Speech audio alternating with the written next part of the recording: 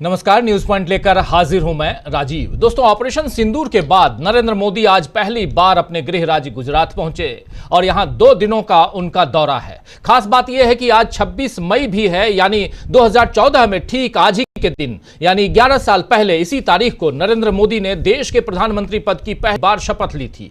जल्द ही तीसरी बार शपथ लेने की पहली वर्षगांठ भी आ जाएगी अगले महीने। तब मोदी और क्या कुछ करेंगे ये देखना होगा, लेकिन आज के गुजरात दौरे को नरेंद्र मोदी ने पूरी तरह मोदीमय बनाने में कोई कसर नहीं छोड़ी। ऑपरेशन सिंदूर की उपलब्धि भुनाने के लिए रोड शो किया और अभी कुछ देर पहले कच्छ में तो नरेंद्र मोदी ने एक ऐसी बात कह दी जिससे तय हो जाता है कि ऑपरेशन सिंदूर पर वो अपनी दावेदारी जता रहे हैं, सेना को क्रेडिट नहीं दे रहे हैं। सुनिए क्या कुछ कहा नरेंद्र मोदी ने। पाकिस्तान को आतंक की बीमारी से मुक्त करने के लिए पाकिस्तान के अवाम को आगे आना होगा, पाकिस्तान के नौजवानों को आगे आना होगा। सुख चैन की जिंदगी जियो, रोटी खाओ, वरना मेरी गोली तो है ही।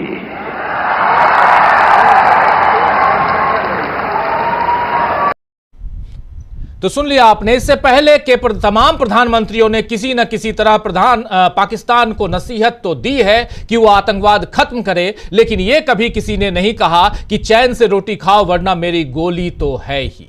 अब सोचने वाली बात यह है कि मोदी किस दिशा में देश को ले जा चुके हैं और किस दशा में पहुंचा चुके हैं कि सेना का ऐसा अपमान होता है और सब सुनते रह जाते हैं। कांग्रेस जैसे दल थोड़ा बहुत विरोध करते हैं, लेकिन उसमें भी कांग्रेस पर ही सवाल उठता है। खैर, गुजरात के कई शहरों में नरेंद्र मोदी के शौर्य की कसीदे पढ़ते पोस्टर और बिलबोर्ड्स लगाए गए हैं और अपने घर पहुंचे मोदी खुद को बेहद खास बनाने के लिए काफी मेहनत भी करते दिखे। कम से कम उनके बार बार बदले हुए कपड़े तो यही बताते हैं। आज नरेंद्र मोदी ने कई बार कपड़े बदले हैं, एक झलक आप भी देख लीजिए। मोदी सुबह जब बड़ोदरा में थे तो लाल पीले रंग की पगड़ी, सामने सूर्य के डिजाइन वाला ब्रॉन्ज, सफेद कुर्ते पर मैजेंटा जैकेट उन्होंने पहनी, ये देख लीजिए आप। फिर वो पहुंचे दाहोद, जहां उन्होंने सफेद कुर्ते पर भगवा जैकेट पहनी और सिर पर हेलमेट लगाया, क्योंकि लोकोमोटिव मैन्युफैक्चरिंग वर्कशॉप का उद्घाटन करना था। यह देख लीजिए। इसके बाद मोदी पहुंचे भुज, जहां उन्होंने सफेद कुर्ते पर ग्रे रंग की जैकेट पहनी और उसके बाद शाम तक जब वो कच्छ पहुंचे तो मोदी सफेद कुर्ते पर धारीदार ग्रे जैकेट, ये देख लीजिए। रंग बिरंगी बॉर्डर का सफेद पटका गले में डाले हुए नरेंद्र मोदी और सिर पर कत्थई हरे रंग का की पगड़ी पहने नजर आ रहे हैं नरेंद्र मोदी। जिस तेजी से मोदी की वेशभूषा, सिर की पगड़ी, गले का पटका सब बदल जाता है, वो अपने आप में एक अलग रिकॉर्ड कायम करता है। मोदी के परिधान तो हमेशा ही चर्चा में रहते हैं दोस्तों, मगर इस बार उन्होंने ऑपरेशन सिंदूर को भुनाने के लिए सारी हदें पार कर दी हैं। आपको बता दूं कि ऑपरेशन सिंदूर की जानकारी देने के लिए सरकार की प्रेस कॉन्फ्रेंस में आने वाली कर्नल सोफिया का परिवार भी आज नरेंद्र मोदी का स्वागत करने रोड शो में पहुंचा था। जाहिर है, गुजरात का परिवार है तो मोदी उसे अपने साथ जगह देते ही, लेकिन यह सोचने वाली बात है कि जिन कर्नल कुरैशी को बीजेपी के मंत्री ने आतंकवादियों की बहन कहा, उस पर मोदी ने अब तक कुछ क्यों नहीं कहा।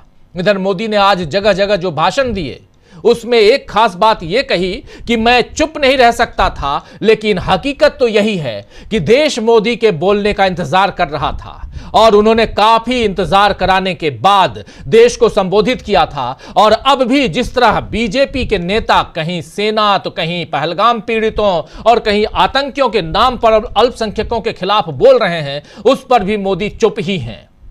इधर मोदी के 11 सालों के शासन में देश में जो दुर्गति हुई है, उसे लेकर आज कांग्रेस अध्यक्ष मल्लिकार्जुन खड़गे ने एक बड़ी पोस्ट लिखी है। मल्लिकार्जुन खड़गे ने क्या कुछ लिखा है, जरा ये देख लीजिए आप।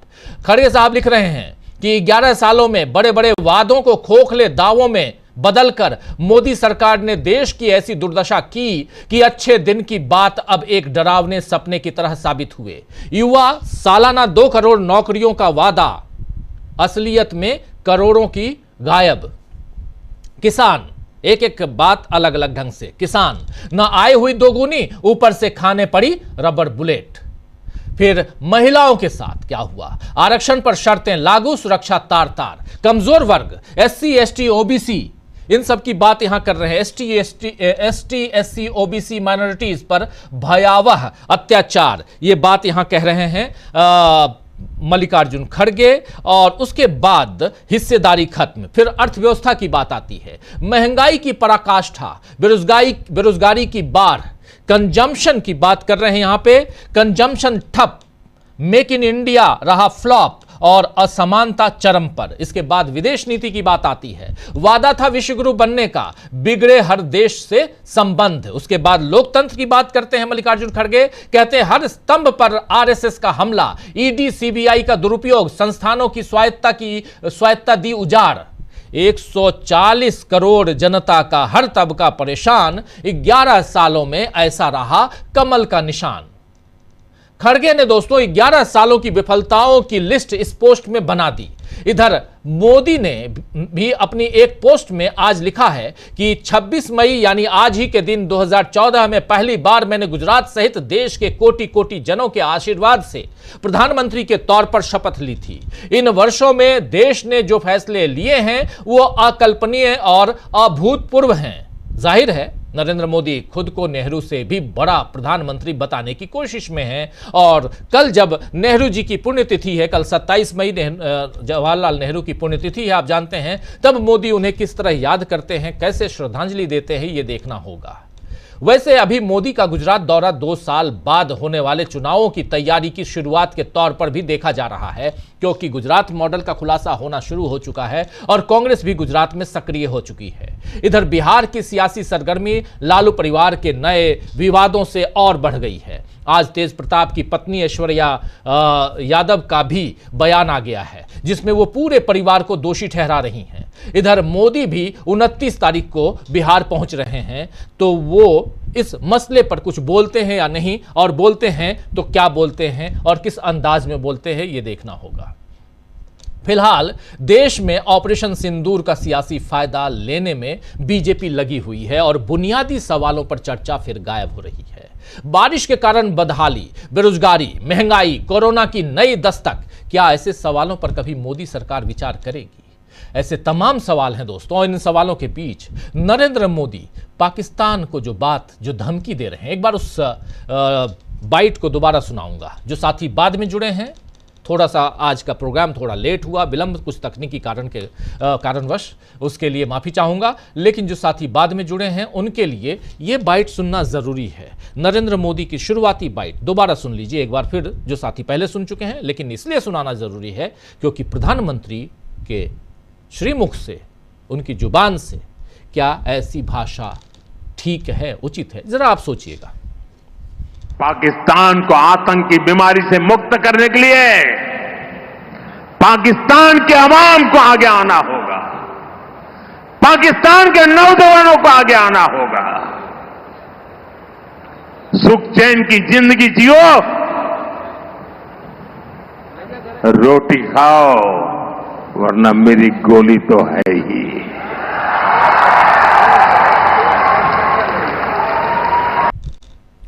शुरुआत में प्रधानमंत्री कह रहे हैं पाकिस्तान को आतंकवाद से मुक्त होने के लिए, करने के लिए पाकिस्तान को आगे आना होगा, नौजवानों को आगे आना होगा। बिल्कुल सही बात है। सुख चैन की रोटी खाओ वरना मेरी गोली तो है ही।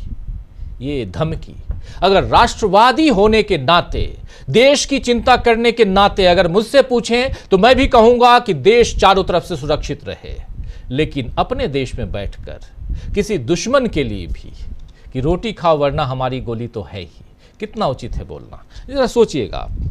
लेकिन चलें चर्चा आगे बढ़ाते हैं। हमारे साथ कुछ वरिष्ठ साथी जुड़े हुए हैं, पहले उन सबसे आपका परिचय करवाता हूं, फिर चर्चा को आगे बढ़ाते हैं। देखिए इस वक्त 5 वरिष्ठ साथी हमारे साथ जुड़े हुए हैं। अमलिंदु उपाध्याय जी हैं, सुनील शुक्ला जी हैं, डॉक्टर राकेश पाठक जी हैं, शकील अख्तर जी हैं और पंकज चतुर्वेदी जी हैं। आप सबका स्वागत है, इस्तकबाल है, स्वागत इस्तकबाल। आप तमाम दोस्त साथी शुभचिंतक आप सबका जो अब तक जुड़ चुके हैं उनका भी, जो जुड़ने वाले हैं उनका भी। सीधे डॉक्टर साहब आपके पास आना चाहता हूं, डॉक्टर राकेश पाठक जी आपके पास। और प्रधानमंत्री के भाषण से ही शुरुआत करते हैं। भाषण से पहले परिधान आपने देख लिया, 4 अलग अलग कार्यक्रम में 4 अलग अलग लोकोमोटिव के दफ्तर में भी पहुंचे, वहाँ भी उन्होंने बहुत कुछ देखा। आज राहुल गांधी की भी तस्वीर नज़र आ रही थी और कुछ लोग शेयर कर रहे हैं सोशल मीडिया पे। तो आजकल जानते हैं डॉक्टर साहब की बहुत सारी चीज़ें तत्काल आ जाती हैं। प्रधानमंत्री का ये दौरा गुजरात के लिहाज से, प्रधानमंत्री के बिहार चुनाव के लिहाज से और आज 26 तारीख के लिहाज से कितना यहाँ इम्पॉर्टेंट है और इससे देश को क्या फ़ायदा, क्या मिल रहा है देश को?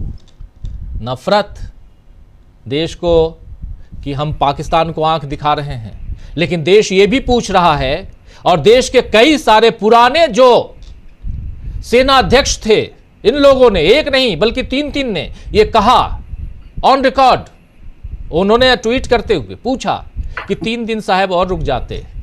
तो जो मीडिया हाउसेज में कहा जा रहा था कराची पे कब्जा कर लिए, कोई कह रहा था इस्लामाबाद में चाय पिएंगे कल सुबह, तो वो कर रहे होते हम लोग शकील जी के साथ और आपके साथ हम घूमने जाते वहाँ कराची, इलाहाबाद, इस्लामाबाद। डॉक्टर साहब, प्रधानमंत्री नरेंद्र मोदी के इस बयान पर जिसमें उन्होंने कहा वरना मेरी गोली तो है, यह आधा वाक्य भारत की गौरवशाली सेना के पराक्रम पर पूरी तरह से मिट्टी डालने का काम है। क्या किसी लोकतांत्रिक देश का चुना हुआ प्रधानमंत्री गोली चलाने जाता है सीमा पर? लोकतांत्रिक तो छोड़िए, जो तानाशाह मुल्क भी हैं जहां बाकायदा सेना के जनरलों ने सत्ता संभाल रखी है, या पाकिस्तान में भी इससे पहले जनरल जियाउल हक, जनरल परवेज मुशर्रफ, उससे पहले याहिया खां, बहुत सारे लोग ऐसे हुए। क्या इनमें से किसी ने गोली चलाई थी कभी सीमा पर? कभी आज तक इस दुनिया के इतिहास में किसी देश के मुखिया की जुबान से यह सुना गया है वरना मेरी गोली तो है? ये मुंबईया फिल्मों के डायलॉग देश के मुखिया के मुंह से अच्छे नहीं लगते, लेकिन प्रधानमंत्री नरेंद्र मोदी ने ऐसा लगता है जैसे गंगाजली उठा रखी है, जैसे उन्होंने कसम खा रखी है कि प्रधानमंत्री पद की गरिमा को जितना धूल धूसरित किया जा सके उसमें वे प्राणपण से जुटे हुए हैं। ऑपरेशन सिंदूर हमारी सेनाओं के पराक्रम, शौर्य, उसकी रणनीति और सामूहिक नेतृत्व की सफलता है, लेकिन राजनीतिक नेतृत्व अगर उसका श्रेय इस तरह लेने लगे कि प्रधानमंत्री अपने हाथ से चली हुई गोली को उसका श्रेय दे दे, तो यह बेहद निंदनीय घटना है।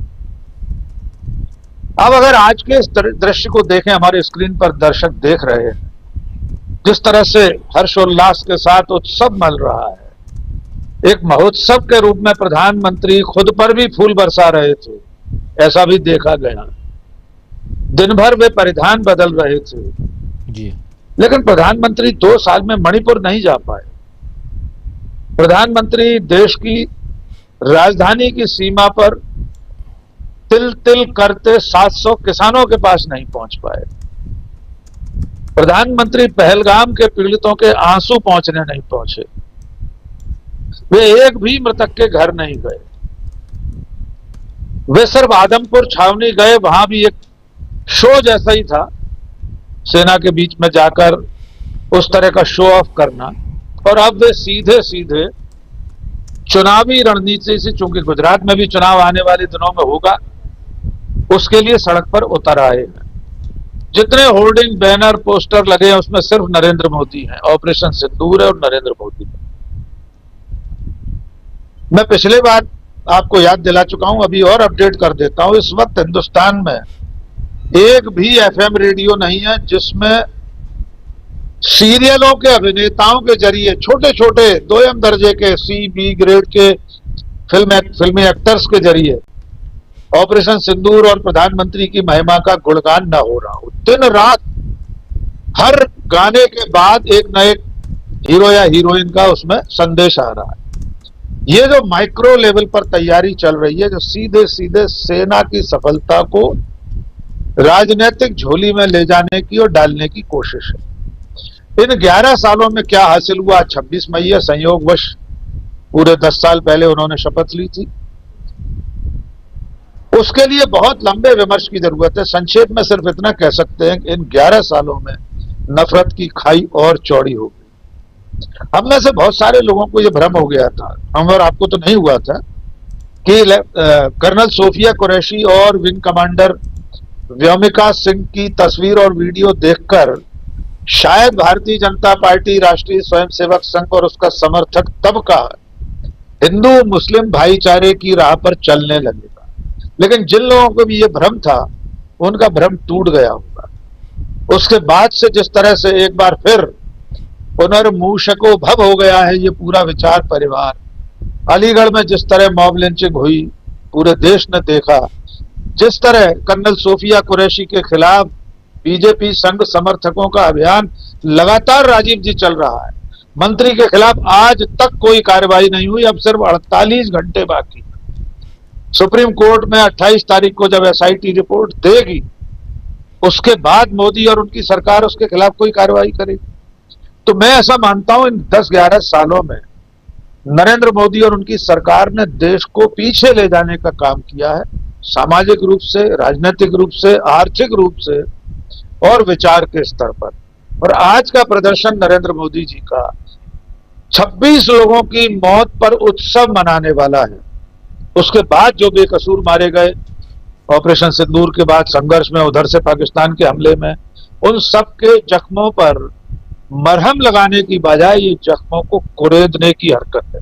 जी राजीव जी, बिल्कुल बिल्कुल आप सही कह रहे हैं। और लगातार आप देखिए हर तरफ जो तस्वीरें लगी हैं, जो बिलबोर्ड्स हैं, जो बैनर्स हैं, उसमें कहीं ना कहीं ये सब बताने, ब्रह्मोस देख लीजिए आप, ब्रह्मोस, उसके बाद फिर नरेंद्र मोदी की तस्वीर, ऑपरेशन सिंदूर, ये सब कुछ, ये भले मिनिएचर ही सही, लेकिन इन सब के जरिए नरेंद्र मोदी की तस्वीर उनके कद को आगे बढ़ाने और सेना से ऊपर रखने की कोशिश यहां हो रही है। और साफ साफ ये समझ में आ रहा है कि कहीं ना कहीं ऑपरेशन सिंदूर को अब आने वाले चुनावों में सियासी तौर पर भुनाया जाए, और ये यहां दिखाई दे रहा है। जल्दी से आना चाहता हूं जरा शकील जी आपके पास। शकील जी, लेकिन इन सब के बीच आज कांग्रेस पार्टी और मल्लिकार्जुन खड़गे ने जो 11 साल का लेखा जोखा मांगा है नरेंद्र मोदी से, और थोड़ा यहां पर विपक्ष की तैयारियों और इसके लिए विपक्ष क्या कुछ कर रहा है, विपक्ष इसको कैसे काउंटर करेगा, इन सब पे जरा अपनी बात। देखिए राजीव जी, मूल मुद्दा तो वही है जो आज से 4 दिन पहले 22 मई को राहुल गांधी ने प्रधानमंत्री मोदी से पूछा था। वे गुजरात में चाहे जो कह लें, लेकिन राहुल के जो 3 सवाल थे, आतंकवाद पर आपने पाकिस्तान की बात पर भरोसा क्यों किया, क्या गुजरात में इसका जवाब दिया प्रधानमंत्री ने? सबसे बड़ा सवाल था। उसके बाद उन्होंने पूछा था कि ट्रंप के सामने झुककर आपने भारत के हितों की कुर्बानी क्यों दी। ये सवाल है, इनका जवाब देना चाहिए था। वहां वे जो धमकी दे रहे थे और जो समझ में आ रही थी, वो वहां के शासकों को देते, ठीक बात है, सेना को देते, चल जाता, मगर जो टोन है, जो भाव है और वाक्य जिस तरह से आया है, वो लग रहा है जनता को दे रहे हैं कि नौजवानों उठ के खड़े हो, चैन की रोटी खाओ, नहीं तो मोदी जी कुछ भी कर सकते हैं। अंतरराष्ट्रीय स्तर पर इसका क्या असर होगा? 7 दल गए हुए हैं। कल जो लास्ट आखिरी दल था वो भी रवाना हो गया, 6 पहले जा चुके थे। पूरी दुनिया में घूम रहे हैं और घूम के क्या कर रहे हैं? नेहरू और इंदिरा गांधी पर सवाल उठा रहे हैं, कांग्रेस की आलोचना कर रहे हैं। वहां गए थे पाकिस्तान और आतंकवाद की निंदा करने के लिए। 2 मुद्दे थे। पाकिस्तान जिस तरह आतंकवाद को समर्थन दे रहा है, बढ़ावा दे रहा है, उसकी असली तस्वीर दुनिया के सामने रखने की। वहां से निशिकांत दुबे आज सुबह बता रहे हैं, माननीय सांसद जी, कि इंदिरा गांधी जी, और लिख रहे हैं उनके पिता नेहरू, जिनकी आप कह रहे थे कल पुण्यतिथि है, उनका परिचय सिर्फ उनके पिता के तौर पे दे रहे हैं। और कांग्रेस ने क्या किया? साथ में कांग्रेस के नेता भी गए हुए हैं। उन्हें कम से कम ये तो पूछना चाहिए कि भाई जब हम चले थे, विदेश मंत्री ने हमको, विदेश सचिव ने हमको ब्रीफिंग दी थी और कहा था हमें ये करना है, क्या उसमें ये सब भी था? हम सुन नहीं पाए। कृपया हमें बता दे, दोहरा दे, तो हम भी ये काम शुरू कर दें कि यहाँ आके हमें इंदिरा गांधी, नेहरू, कांग्रेस की आलोचना करना है, पूरी दुनिया को बताना है। ये निशिकांत जी जो है माननीय सांसद, शशि थरूर जी बहुत सर माथे पे बिठाए हुए हैं उन्हें, मनीष तिवारी, आनंद शर्मा, इन लोगों को पूछना चाहिए। प्रधानमंत्री मोदी से ही पूछना चाहिए वहां से, विदेश सचिव से हम नहीं कहेंगे। उन लोगों के अपने डेकोरम होते हैं, प्रोटोकॉल होते हैं, वो कुछ नहीं कर सकते बेचारे। हाँ, विदेश मंत्री से पूछे और निशिकांत दुबे से पूछे खुद कि भाई हमें भी तो बता दो एजेंडा, ये आपके कान में बताया था क्या? हम भी ये काम शुरू करें, इंदिरा गांधी और नेहरू की आलोचना करना। तो सवाल जो है राहुल गांधी ने पूछे थे 22 मई को, वही है जिनका जवाब देने से बचने के लिए मोदी ये सब बातें कर रहे हैं, भारी भारी शब्द। वो सोचते हैं लोग फिर जो है भावनाओं में बह जाएंगे। शब्दों को स्टाइल से बोलने का अंदाज, नहीं तो मेरी गोली खाओ, फिल्मी स्टाइल। तो राहुल ने क्या पूछा था 22 मई को? वही सवाल जिंदा है, इसका जवाब कोई नहीं दे सकता। आतंकवाद पर आपने पाक की बात का भरोसा क्यों किया? नंबर 2, ट्रंप के सामने झुककर आपने भारत के हितों की कुर्बानी क्यों दी? और नंबर 3 जो असली है, जो आज फिर दिखा दिया मोदी जी ने, आपका खून सिर्फ कैमरे के सामने ही गर्म क्यों होता है? जी, राहुल के सवाल है। अभी कैमरे के सामने उनका खून गर्म हो रहा था, आपका खून सिर्फ कैमरे के सामने ही गर्म क्यों होता है? और लास्ट, आपने भारत के सम्मान के साथ समझौता क्यों किया? इनका जवाब देना है मोदी जी को। और इसीलिए हमारे 7 दल, 59 सदस्य, 59, जिसमें सांसद भी हैं, दूसरे नेता भी हैं, वो विदेशों में गए हुए हैं, कई देशों की यात्राएं करेंगे वो। लेकिन वहां वो क्या बता रहे हैं कि नेहरू ने ये किया, इंदिरा गांधी ने ये किया, कांग्रेस ने ये किया। वह लोग पूछ रहे हैं कि सब पाकिस्तान ने क्या किया, ये बताइए हमें। हम इसलिए आए थे कि आप शायद ये बताने वाले हैं। आप ये बताइए कि आतंकवाद जो है वो किस तरह भारत को प्रभावित कर रहा है, पहलगाम में कैसे लोगों को मारा गया। इस सवाल का जवाब तो आज तक नहीं आ रहा कि वो लोग गए कहां, जो 4 लोग आए थे वो गए कहां। तो ये राहुल के सवालों से बचने के लिए ये सारी बातें करी जाती रहेंगी। और राहुल ने उनसे पूछा और विदेश मंत्री से भी 3 सवाल पूछे हैं उन्होंने, वो भी बहुत महत्वपूर्ण है, बहुत महत्वपूर्ण है वो। और विदेश में जब भारतीय प्रतिनिधिमंडल दौरा कर रहे हैं, उनके सामने भी ये सवाल आ रहे हैं कि भारत को पाकिस्तान के साथ क्यों जोड़ा गया। 9 बार बोल चुके हैं राष्ट्रपति ट्रंप, हमारी जानकारी में 10 बार भी हो सकता है बोल चुके होंगे। हर बार भारत और पाकिस्तान को एक पलड़े में रखकर बात करते हैं, एक बार भी आतंकवाद की आलोचना नहीं की उन्होंने। और भारत पाकिस्तान इस तरह बोलते हैं जैसे दोनों समान हो। हम पीड़ित हैं, वो आतंकवादी है, उसने हमला किया पहलगाम में, उसके द्वारा भेजे गए आतंकवादियों ने, हमें नुकसान हुआ। नंबर 2, पहला, भारत को पाकिस्तान के साथ क्यों जोड़ा गया? जयशंकर सवाल पूछ रहे हैं भारत के विदेश मंत्री से। नंबर 2, पाकिस्तान की निंदा करने में एक भी देश ने हमारा साथ क्यों नहीं दिया? बहुत इंपॉर्टेंट सवाल है।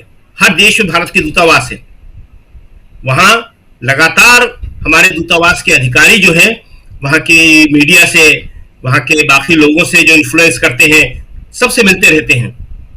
वो बात अच्छी तरह समझा सकते थे वो क्यों सफल नहीं हुए जो इनको पहुंचाया गया। और जो हमारे दल गए हैं, देखिए बड़ा टेक्निकल सवाल है और बड़ा जरूरी सवाल है, वो किसके थ्रू मिलेंगे वहां पे जाके? यहां इंडिया में बहुत सारे दूतावास हैं, हम लोगों से मिलते हैं, और जब उनके कोई विशेष लोग वहां से आते हैं किसी भी देश से, वो हमसे जब मिलना चाहते हैं तो डायरेक्ट तो नहीं आ जाते हमारे पास, उनके अधिकारी हमसे बात करते हैं कि सर फलाने फलाने आए हुए हैं, वो आपसे मिलना चाहते हैं, कैसे मुमकिन होगा जी। तो उनके थ्रू ही मिलते हैं। तो विदेशी दूतावास के थ्रू ही हमारे लोग वहां पे मिल रहे हैं। तो विदेशी दूतावास अपना काम क्यों नहीं कर पाए? क्यों? क्योंकि विदेश मंत्रालय नहीं कर पा रहा है। और विदेश मंत्रालय क्यों नहीं कर पा रहा? भारत का बड़ा सफल और बड़ा अच्छा विदेश मंत्री रहा है पूरी दुनिया में, क्योंकि विदेश मंत्री नहीं कर पा रहे। और विदेश मंत्री क्यों नहीं कर पा रहे? क्योंकि प्रधानमंत्री सिर्फ चुनाव और वोट के आगे सोच नहीं पा रहे।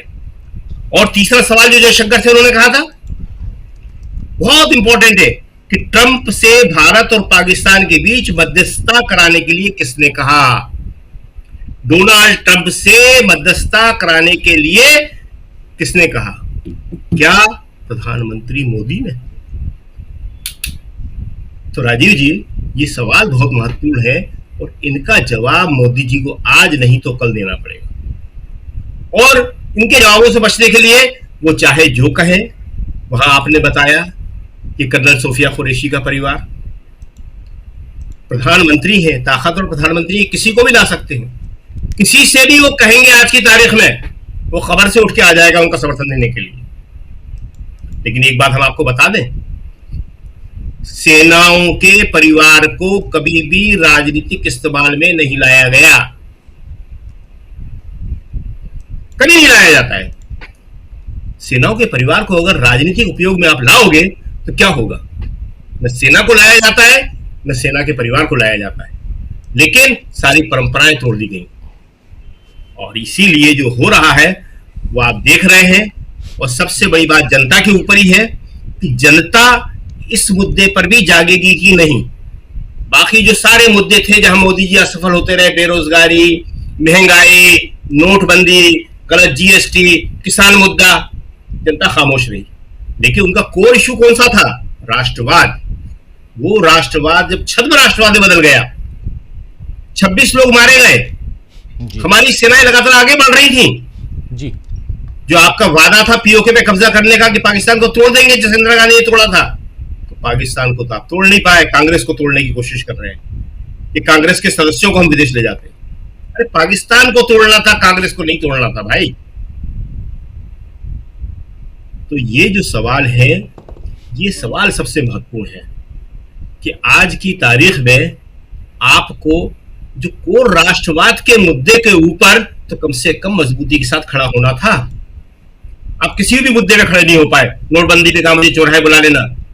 गलवान में जब 20 सैनिक मारे गए हमारे, तो क्या कहा था? कोई नहीं आया, ना कोई है, लोग फिर भी खामोश हो गए। पुलवामा, लोग फिर भी खामोश हो गए।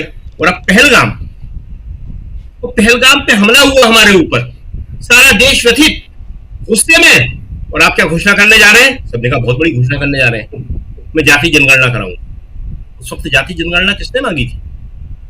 तो प्रधानमंत्री मोदी लगातार असफल हो रहे हैं। और जब अपने सबसे बड़े मुद्दे पे, राष्ट्रवाद के मुद्दे पे, वो कुछ नहीं कर पा रहे हैं, तो उनकी बेचैनी है। इसलिए इस समय तो उनकी बेचैनी को समझना चाहिए। वो वाकई जो है इस वक्त कुछ भी करने में असमर्थ हैं, सिर्फ भाषण और भारी भरकम शब्दों का उपयोग कर सकते हैं। जैसा कि हमने देखा, इससे पहले जो देखा था हमने बीकानेर में, मेरे लहू में गर्म सिंदूर बह रहा है। अभी और कुछ सुनने को मिलेगा, बहुत आश्चर्यजनक बातें सुनने को मिलेंगी। क्यों? क्योंकि आप जो है अमेरिका के राष्ट्रपति ट्रंप से ये नहीं कह पा रहे कि स्टॉप इट। वो बार बार कहा, उसके शब्द थे स्टॉप इट, स्टॉप इट। आप नहीं कह पा रहे कि स्टॉप इट, 10 बार बोल चुके हो। हमें और पाकिस्तान को तुम एक पलड़े पे रख रहे हो, मजाक है कोई? वो हम पे हमला कर रहा है, वो आतंकवाद को बढ़ावा दे रहा है, हम पीड़ित देश है, हमारे 26 लोग मारे गए, आप एक ही पलड़े पे रख रहे हैं। और एक बात भी आपके मुंह से नहीं निकल रहा कि ये पाकिस्तान आतंकवाद को बढ़ावा देता है जी। उससे कहना है स्टॉप इट। जी राजीव जी। जी बिल्कुल बिल्कुल बिल्कुल, आगे आते हैं और इस पे बात करेंगे, लेकिन बहुत महत्वपूर्ण है। सुनील जी आपके पास आना चाहता हूं, फिर पंकज जी आपके पास आऊंगा। और सुनील जी, सबसे बड़ी बात कि यहाँ पर प्रधानमंत्री क्या राष्ट्रवाद को और जिस ढंग से वो फूंकने की कोशिश कर रहे हैं, देखिए मुद्दे और मुद्दों में आज की तारीख में बीजेपी के पास आने वाले ये साफ दिखाई दे रहा है ऑपरेशन सिंदूर, और उसमें एक उग्र राष्ट्रवाद चाहते हैं शायद नरेंद्र मोदी, ये दिखाई दे रहा है जिस ढंग से आज जो भाषण उनका था।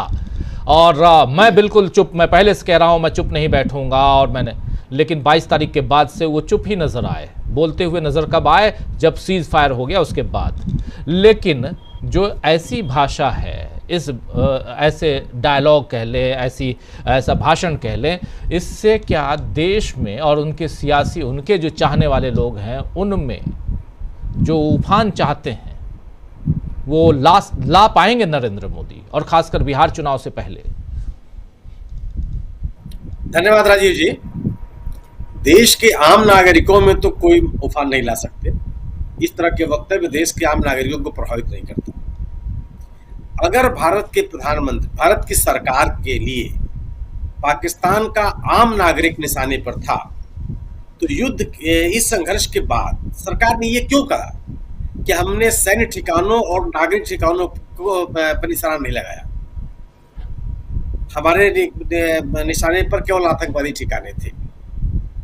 आम नागरिकों को इस संघर्ष से अलग रखने या उनको निशाना न बनाने का दावा हमने क्यों किया? यह दुनिया का मापदंड है। जब जब आम नागरिकों पे हमले होते हैं, आम नागरिकों के रहने पर सिलिंग होती है या रॉकेट छोड़े जाते हैं, मिसाइल छोड़े जाते हैं, दुनिया में बड़े पैमाने पर उसकी आलोचना होती है। हमास का कोई दुनिया में समर्थक नहीं है, हमास के गतिविधियों का भी कोई समर्थक नहीं है, लेकिन हमास को खत्म करने के नाम पर जो गाजा में हो रहा है उसकी दुनिया विरोधी है। आम नागरिकों को आपसे आप निशाना बना सकते हैं? क्यों बनाएंगे आप? 21वीं सदी में दुनिया क्यों चली गई? 21वीं सदी में भी आप ये बात करेंगे कि आम नागरिकों के लिए हमारी गोली बनी हुई है? ये तो कहीं से भी उचित नहीं है। अगर आप ये कहते हैं कि मैं बुद्ध के देश से आया हुआ हूँ, आप ये कहते हैं कि भगवान महावीर के देश से मैं आया हुआ हूँ, अगर आप ये कहते हैं कि गांधी जी के देश का मैं नागरिक हूँ, तो आम नागरिक तो कभी भी गोली के निशाने पर नहीं रहता। आम नागरिक के लिए सुरक्षा देना हमलावर देश जो सैनिक कार्रवाई कर रहा है उसकी भी जिम्मेदारी बनती है। यूक्रेन में भी इस बात की आलोचना रसिया की होती रही है कि उसने आम नागरिकों के ठिकानों पर हमले किए हैं, रिहायशी इलाकों पर उसने हमले किए हैं। ये अंतर्राष्ट्रीय मानकों के बिल्कुल विपरीत है और एक सभ्य समाज के भी खिलाफ है। लेकिन हमारी मजबूरी है, मैंने भारतीय जनता पार्टी की मजबूरी है। भारतीय जनता पार्टी आज एक सत्तावादी पार्टी है। सत्ता में इन प्रकार बने रहना और चुनाव को जीतते रहना, यह उनकी पहली प्राथमिकता है।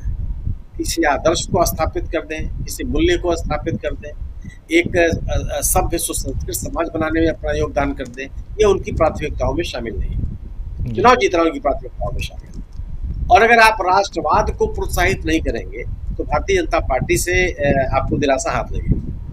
भारतीय जनता पार्टी राष्ट्रवाद और धार्मिक ध्रुवीकरण की अलावा क्या जानती है? किस रास्ते पे गई है?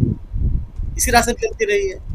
और अगर आपको राष्ट्रवाद के अपने नारे को बुलंद रखना है, राष्ट्रवाद के नाम पर लोगों को एकजुट रखना है, तो निश्चित रूप से उन सभी सवालों से बचना होगा जो पहलगांव के हमले से लेकर के, पहलगांव में नरसंहार से लेके ऑपरेशन सिंदूर के संघर्ष विराम के रोकने तक पैदा हो रहा है। आखिर पहलगांव की घटना क्यों हुई, इसकी जवाबदेही कौन देगा? राहुल गांधी तो देंगे नहीं, उमर फारूक तो देंगे नहीं, तो भारत सरकार को देना है, सम्मानित प्रधानमंत्री जी को देना है, उस पर मौन है। आज तक ये भी नहीं बताया जा रहा है कि जिन आतंकवादियों की इस घटना में शामिल होने की बात कही गई थी वो गए क्या, कहाँ चले गए। ये अभी नहीं कहा जा रहा है कि 300-350 किलोमीटर की यात्रा करके ये पहलगाम में आतंकवादी पहुंच कैसे गए। माननीय प्रधानमंत्री जी ने गुजरात के गृह मंत्री के रूप में सवाल पूछा था, अच्छे से याद है सबको, कि ये जो आतंकवादी हैं ये इतनी लंबी समुद्री यात्रा पूरी करके पाकिस्तान से भारत कैसे आ गए मुंबई तक। अजीब सवाल था, इस बार पूछा जाना चाहिए था, उन्होंने पूछा। तो मोदी जी ने तो लोगों को सिखाया है कि इस तरह के सवाल पूछे जाने चाहिए, और ये मैं बिल्कुल जित मानता हूँ कि इस तरह के सवाल पूछे जाने चाहिए। आप उसका इस सवाल का जवाब देने के लिए आप तैयार नहीं। किन लोगों से वो गलतियां हुई, सुरक्षा के कौन से ऐसे उपाय थे जहां पे खामियां आई और वो इस तरह का नरसंहार हो गया, इसमें कोई जवाब देने के लिए तैयार नहीं। आज भी प्रधानमंत्री जी या सरकार की तरफ से किसी भी परिवार से मिलने की कोशिश नहीं की गई जो इस नरसंहार के शिकार हैं, पीड़ित लोग हैं, जिन परिवारों पे गुजरी है, इसकी बात आप नहीं करते हैं। तो अगर आप पहलगांव के विफलताओं के लिए किसी को जिम्मेदार नहीं ठहराएंगे तो स्वाभाविक सी बात है कि आप पे सवाल पैदा होगा लेकिन इन सभी सवालों से बचने का सबसे आसान सा तरीका है कि राष्ट्रवाद के नारे को बुलंद रखें जी। और इस तरह के डायलॉग्स बोलते रहिए, इस तरह के भाषण देते रहिए। प्रश्न ये भी है कि 2008 में 26/11 घटना पर तो इस देश के गृह मंत्री को इस्तीफा देना पड़ा, राष्ट्रीय सुरक्षा सलाहकार को इस्तीफा देना पड़ा, उस राज्य के मुख्यमंत्री को भी इस्तीफा देना पड़ा जहां घटना हुई थी मुंबई में, महाराष्ट्र के मुख्यमंत्री को और गृह मंत्री को भी इस्तीफा देना पड़ा। यानी सरकार ने अपनी जवाबदेही को स्वीकार किया और ये कहा कि गलती हुई है, उसका दायित्व उनके ऊपर बनता, उन्होंने पद छोड़ दिया। आप तो इसकी जिम्मेदारी भी लेने के लिए तैयार नहीं है। आज तक के ये बात नहीं हुई, मतलब मेरी जानकारी में नहीं है, हो सकता है कि आपकी जानकारी में हो कि इस पूरे घटनाक्रम में किसी सिपाही को भी सस्पेंड किया गया हो या उस इलाके से हटाया गया हो, बाकी मंत्री और सलाहकार और लोगों की बातें छोड़ दी जाए। अब जवाबदेही की बचने की कोशिशें निश्चित रूप से राष्ट्रवाद के नाम सीढ़ी पर चढ़ करके ही परवान चढ़ती और वही करने की कोशिश की जा रही है। अब सवाल ये भी पैदा होता है कि पहलगाम की घटना को लेकर के जो ऑपरेशन सिंदूर किया गया उसके प्रतिकार के रूप में, ठीक है, एक संघर्ष हमारे देश को थोपा गया, सरकार ने उस संघर्ष को स्वीकार किया, लेकिन आखिर आपने इस संघर्ष विराम को क्यों रोक लगा दी? और यह भी सवाल ऐसा नहीं कि अचानक पैदा हुआ। भारतीय जनता पार्टी 1948 के संघर्ष विराम के ऊपर आपत्ति उठाती है और ये कहती है कि अगर 1948 का संघर्ष विराम नहीं हुआ होता, 2 दिन और संघर्ष चल गया होता, तो पाक अधिकृत कश्मीर पाकिस्तान के पास नहीं होता, हमारा अंग होता। ये भारतीय जनता पार्टी और तत्कालीन जनसंघ हमेशा से कहती रही है और अभी हाल में आज गृह मंत्री जी ने लोकसभा में कहा और नेहरू जी की बड़ी उन्होंने आलोचना की। ठीक है, एक राजनीतिक दल के रूप में उनका आलोचना करना काम उन्होंने किया, लेकिन फिर आपको भी अपनी आलोचना सुननी पड़ेगी कि आपने ऑपरेशन सिंदूर के इस संघर्ष विराम को क्यों रोक दिया, किसके कहने पर रोका? भारत ने कभी भी अपने मसले को किसी तीसरे पक्ष के हस्तक्षेप को स्वीकार नहीं किया, अपने किसी मसले को अंतर्राष्ट्रीयकरण को स्वीकार नहीं किया। लगातार हो रहा है, लगातार अंतर्राष्ट्रीयकरण होता चला जा रहा है और भारत और पाकिस्तान को एक साथ जोड़ करके बात कही जा रही है। यह हमारी जो डिप्लोमेटिक पोजीशन थी उसमें गिरावट क्यों आ गई? इस पूरे संघर्ष में दुनिया के पैमाने पर, दुनिया के मंचों पर कोई हमारे साथ खड़ा होता हुआ क्यों नहीं दिखाई पड़ रहा है? बिल्कुल, हमने तो पाकिस्तान को जबरदस्त तरीके से घेरा है। 2008 में 26/11 घटना के बाद पाकिस्तान को लेकर के दुनिया के पैमाने पर किस तरह का माहौल बना था? लोगों ने पाकिस्तान की किस कदर आलोचना की, दुनिया का एक बड़ा हिस्सा हमारे साथ खड़ा था, लेकिन वो भी आपने नहीं किया। उसमें भी हम विफल रहे इस प्रकरण में। और आज भारत पाकिस्तान, भारत पाकिस्तान, भारत पाकिस्तान दुनिया बोल रही है। हर व्यक्ति जो उसमें बोल भी रहा था वो कह रहा था कि आप संघर्ष को विस्तार नहीं दिया जाना चाहिए। पर संघर्ष शुरू किसने किया इसकी बात तो कोई नहीं कर रहा था, हमें भी नहीं बता पाए। और आज अपने शिष्टमंडल जो भेजे हुए हैं आपने, उस शिष्टमंडल के लोग किस किस तरह की बात कर रहे हैं? पूर्ववर्ती सरकारों की आलोचना करके आप अपनी विफलताओं को ढक सकते हैं क्या? आज तो आपको बताना है 1971 में क्या हुआ, जवाहरलाल नेहरू ने 1948 में क्या हुआ, सब इतिहास में दर्ज है। उसके अच्छाइयां बुराइयां पूरी दुनिया जानती है। अब आज के दौर में आपको ये बताना पड़ेगा कि आपने ऑपरेशन सिंदूर की स्थितियां क्यों बनी और आपने इस संघर्ष विराम को स्वीकार क्यों किया। आपको ये बताना पड़ेगा कि ऑपरेशन सिंदूर हमने शुरू क्यों किया। इसके लिए तो जवाहरलाल नेहरू, इंदिरा गांधी और राजीव गांधी और नरसिम्हा राव मनमोहन सिंह जिम्मेदार है नहीं, इसके तो आज पाकिस्तान जिम्मेदार है। तो उसमें नेहरू जी और इंदिरा गांधी की आलोचना करने का क्या मतलब है? वहां भी आप राजनीति करना चाहते हैं, वहां भी एक आपके जो दलीय हित हैं उनको आप सबके सामने रखना चाहते हैं। दलीय हितों को अगर आप प्राथमिकता देंगे तो फिर राष्ट्र पिछड़ जाएगा जी। क्योंकि कई आप मजबूर हैं कि दलीय हितों के लिए इस तरह की कार्रवाई की जाए, ऐसी गतिविधियों में शामिल रहा जाए जिससे चुनावी लाभ मिलते रहे। ये जो तरीका था भारतीय जनता पार्टी अपना रही है, इससे आप भारतीय जनता पार्टी को इतना करके नहीं सोच सकते। भारतीय जनता पार्टी अपने राष्ट्रवाद किनारे से अलग नहीं हो सकती और भारतीय जनता पार्टी की बेचैनी यही है कि पहलगाम की घटना के बाद या ऑपरेशन सिंदूर के बाद देश के पैमाने पर जो एक राष्ट्रवाद की भावना बननी चाहिए थी और सरकार से कोई सवाल नहीं पैदा होना चाहिए था, वो नहीं हो पा रहा है। लोग इस पूरे के पूरे प्रकरण में सरकार से सवाल पूछ रहे हैं, ये जानना चाहते हैं कि आखिर ये घटना हुई क्यों। और इस तरह की घटनाओं को रोकने के लिए पुलवामा के बालाकोट के सर्जिकल स्ट्राइक के बाद से आपने हासिल क्या कर? इस संघर्ष विराम को रोकने के साथ ही आपने पाकिस्तान से किस तरह के आश्वासन प्राप्त किए? यह राष्ट्रवाद का माहौल न बनना भारतीय जनता पार्टी की बेचैनी है जी। इसलिए भारतीय जनता पार्टी के वरिष्ठतम नेता, उनके सांसद इस तरह के बयान दे रहे हैं। अभी भी कांग्रेस की सरकार पूर्ववर्ती सरकारों को जिम्मेदार ठहराएगी, लेकिन यह नारा देकर के आप राष्ट्रवाद का माहौल बना लेंगे, मुझे ऐसा नहीं लगता। गुजरात में कहीं भी प्रधानमंत्री के जाने पर इस तरह के आयोजन का हो जाना कोई बहुत बड़ी चीज नहीं होती है। जन भागीदारी कितनी है, स्वतः स्फूर्त कितनी है, लोग सरकार के कारनामों के साथ, उसकी गतिविधियों के साथ कितने खड़े हैं, सक्रियता कितनी है, एक ही तरह का फूल पूरे रास्ते भर भी खैरा जाना, यह बताता है कि कितना बड़ा प्रायोजित कार्यक्रम है। प्रायोजित कार्यक्रमों के माध्यम से आप लोगों के बीच में लोकप्रिय नहीं हो सकते हैं। हाँ, एक दिखावा जरूर किया जा सकता है। जी जी, बिल्कुल बिल्कुल बिल्कुल, आप सही कह रहे हैं। और ज़रूरत से ज़्यादा यहाँ आत्ममुग्धता भी दिखाई देती है नरेंद्र मोदी की। और जब वो दिख रहे हैं गुजरात में, 2 दिन गुजरात में हैं वो नरेंद्र मोदी, और वहाँ पर अब कल क्या कुछ होगा वो भी हम आप तक पहुँचाएंगे। लेकिन यहाँ राष्ट्रवाद की आंधी बहाने की कोशिश कर रहे हैं, जो 2019 में बालाकोट के बाद देश में हम लोगों ने देखा था, और उसका फ़ायदा उनको चुनाव में हुआ। लेकिन अब चूंकि सामने चुनाव है, एक छोटा सा गैप, इसके बाद चुनाव ही चुनाव है, और इस राष्ट्रवाद की नाव पर, नैया पर सवार होकर वो कितना पार लगा पाएंगे खुद को, खुद की पार्टी को, ये देखना आने वाले समय में बड़ा दिलचस्प होने वाला है। लेकिन पंकज जी, क्या ये जो भाषण, जो बातें 2014 और 2014 में नरेंद्र मोदी, अन्ना हजारे, अरविंद केजरीवाल, फिर कॉमनवेल्थ गेम्स, उसका घोटाला और बहुत सारी चीज़ें, इतनी सारी चीज़ें थी कि उस समय नरेंद्र मोदी हो कि कोई और हो, कोई भी प्रधानमंत्री बन जाता। आप हम सब अच्छी तरह से जानते हैं, क्योंकि उस समय एक माहौल बना दिया गया था यूपीए के खिलाफ।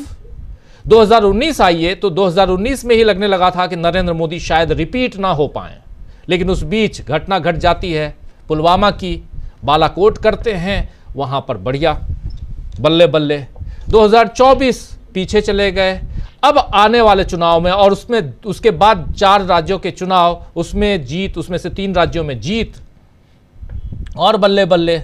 लेकिन इस बीच 2-3 चीज़ें और हुई हैं, आप देखिए ज़रा, इसलिए मैं रख रहा हूं आपके सामने, क्योंकि इसके बाद अब समीक्षा करना, हम लोगों को विश्लेषण करना बहुत इंपॉर्टेंट है कि आप 370 का जो आपका इशू था उसको आपने खत्म कर दिया, राम मंदिर के इशू का इशू अब खत्म हो चुका है, तो आपके पास है क्या, मुद्दा क्या है?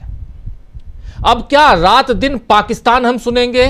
क्या रात दिन बोलेंगे नरेंद्र मोदी जो आज कह रहे थे कि चुपचाप अच्छे से खाओ पियो मस्त रहो, वरना हमारे पास, मोदी के पास गोली तो है ही, पाकिस्तान को यही धमकियां हम दे देकर आगे बढ़ते रहेंगे, क्या ये है? लेकिन हमारे देश के युवा क्या करें, जो पूछ रहे हैं मल्लिकार्जुन खड़गे, हमारे देश की महिलाएं क्या करें, जिसके लिए आप स्पेशल सेशन लाए थे आरक्षण के लिए, जो पूछ रहे हैं मल्लिकार्जुन खड़गे, हमारे देश के किसान क्या करें, जो पूछ रहे हैं मल्लिकार्जुन खड़गे, या देश के किसान पूछ रहे हैं? 2022 में तो आप आय दोगुनी करने की बात कर रहे थे, उस समय आप 3 काले कानून ले आए थे, उससे पहले।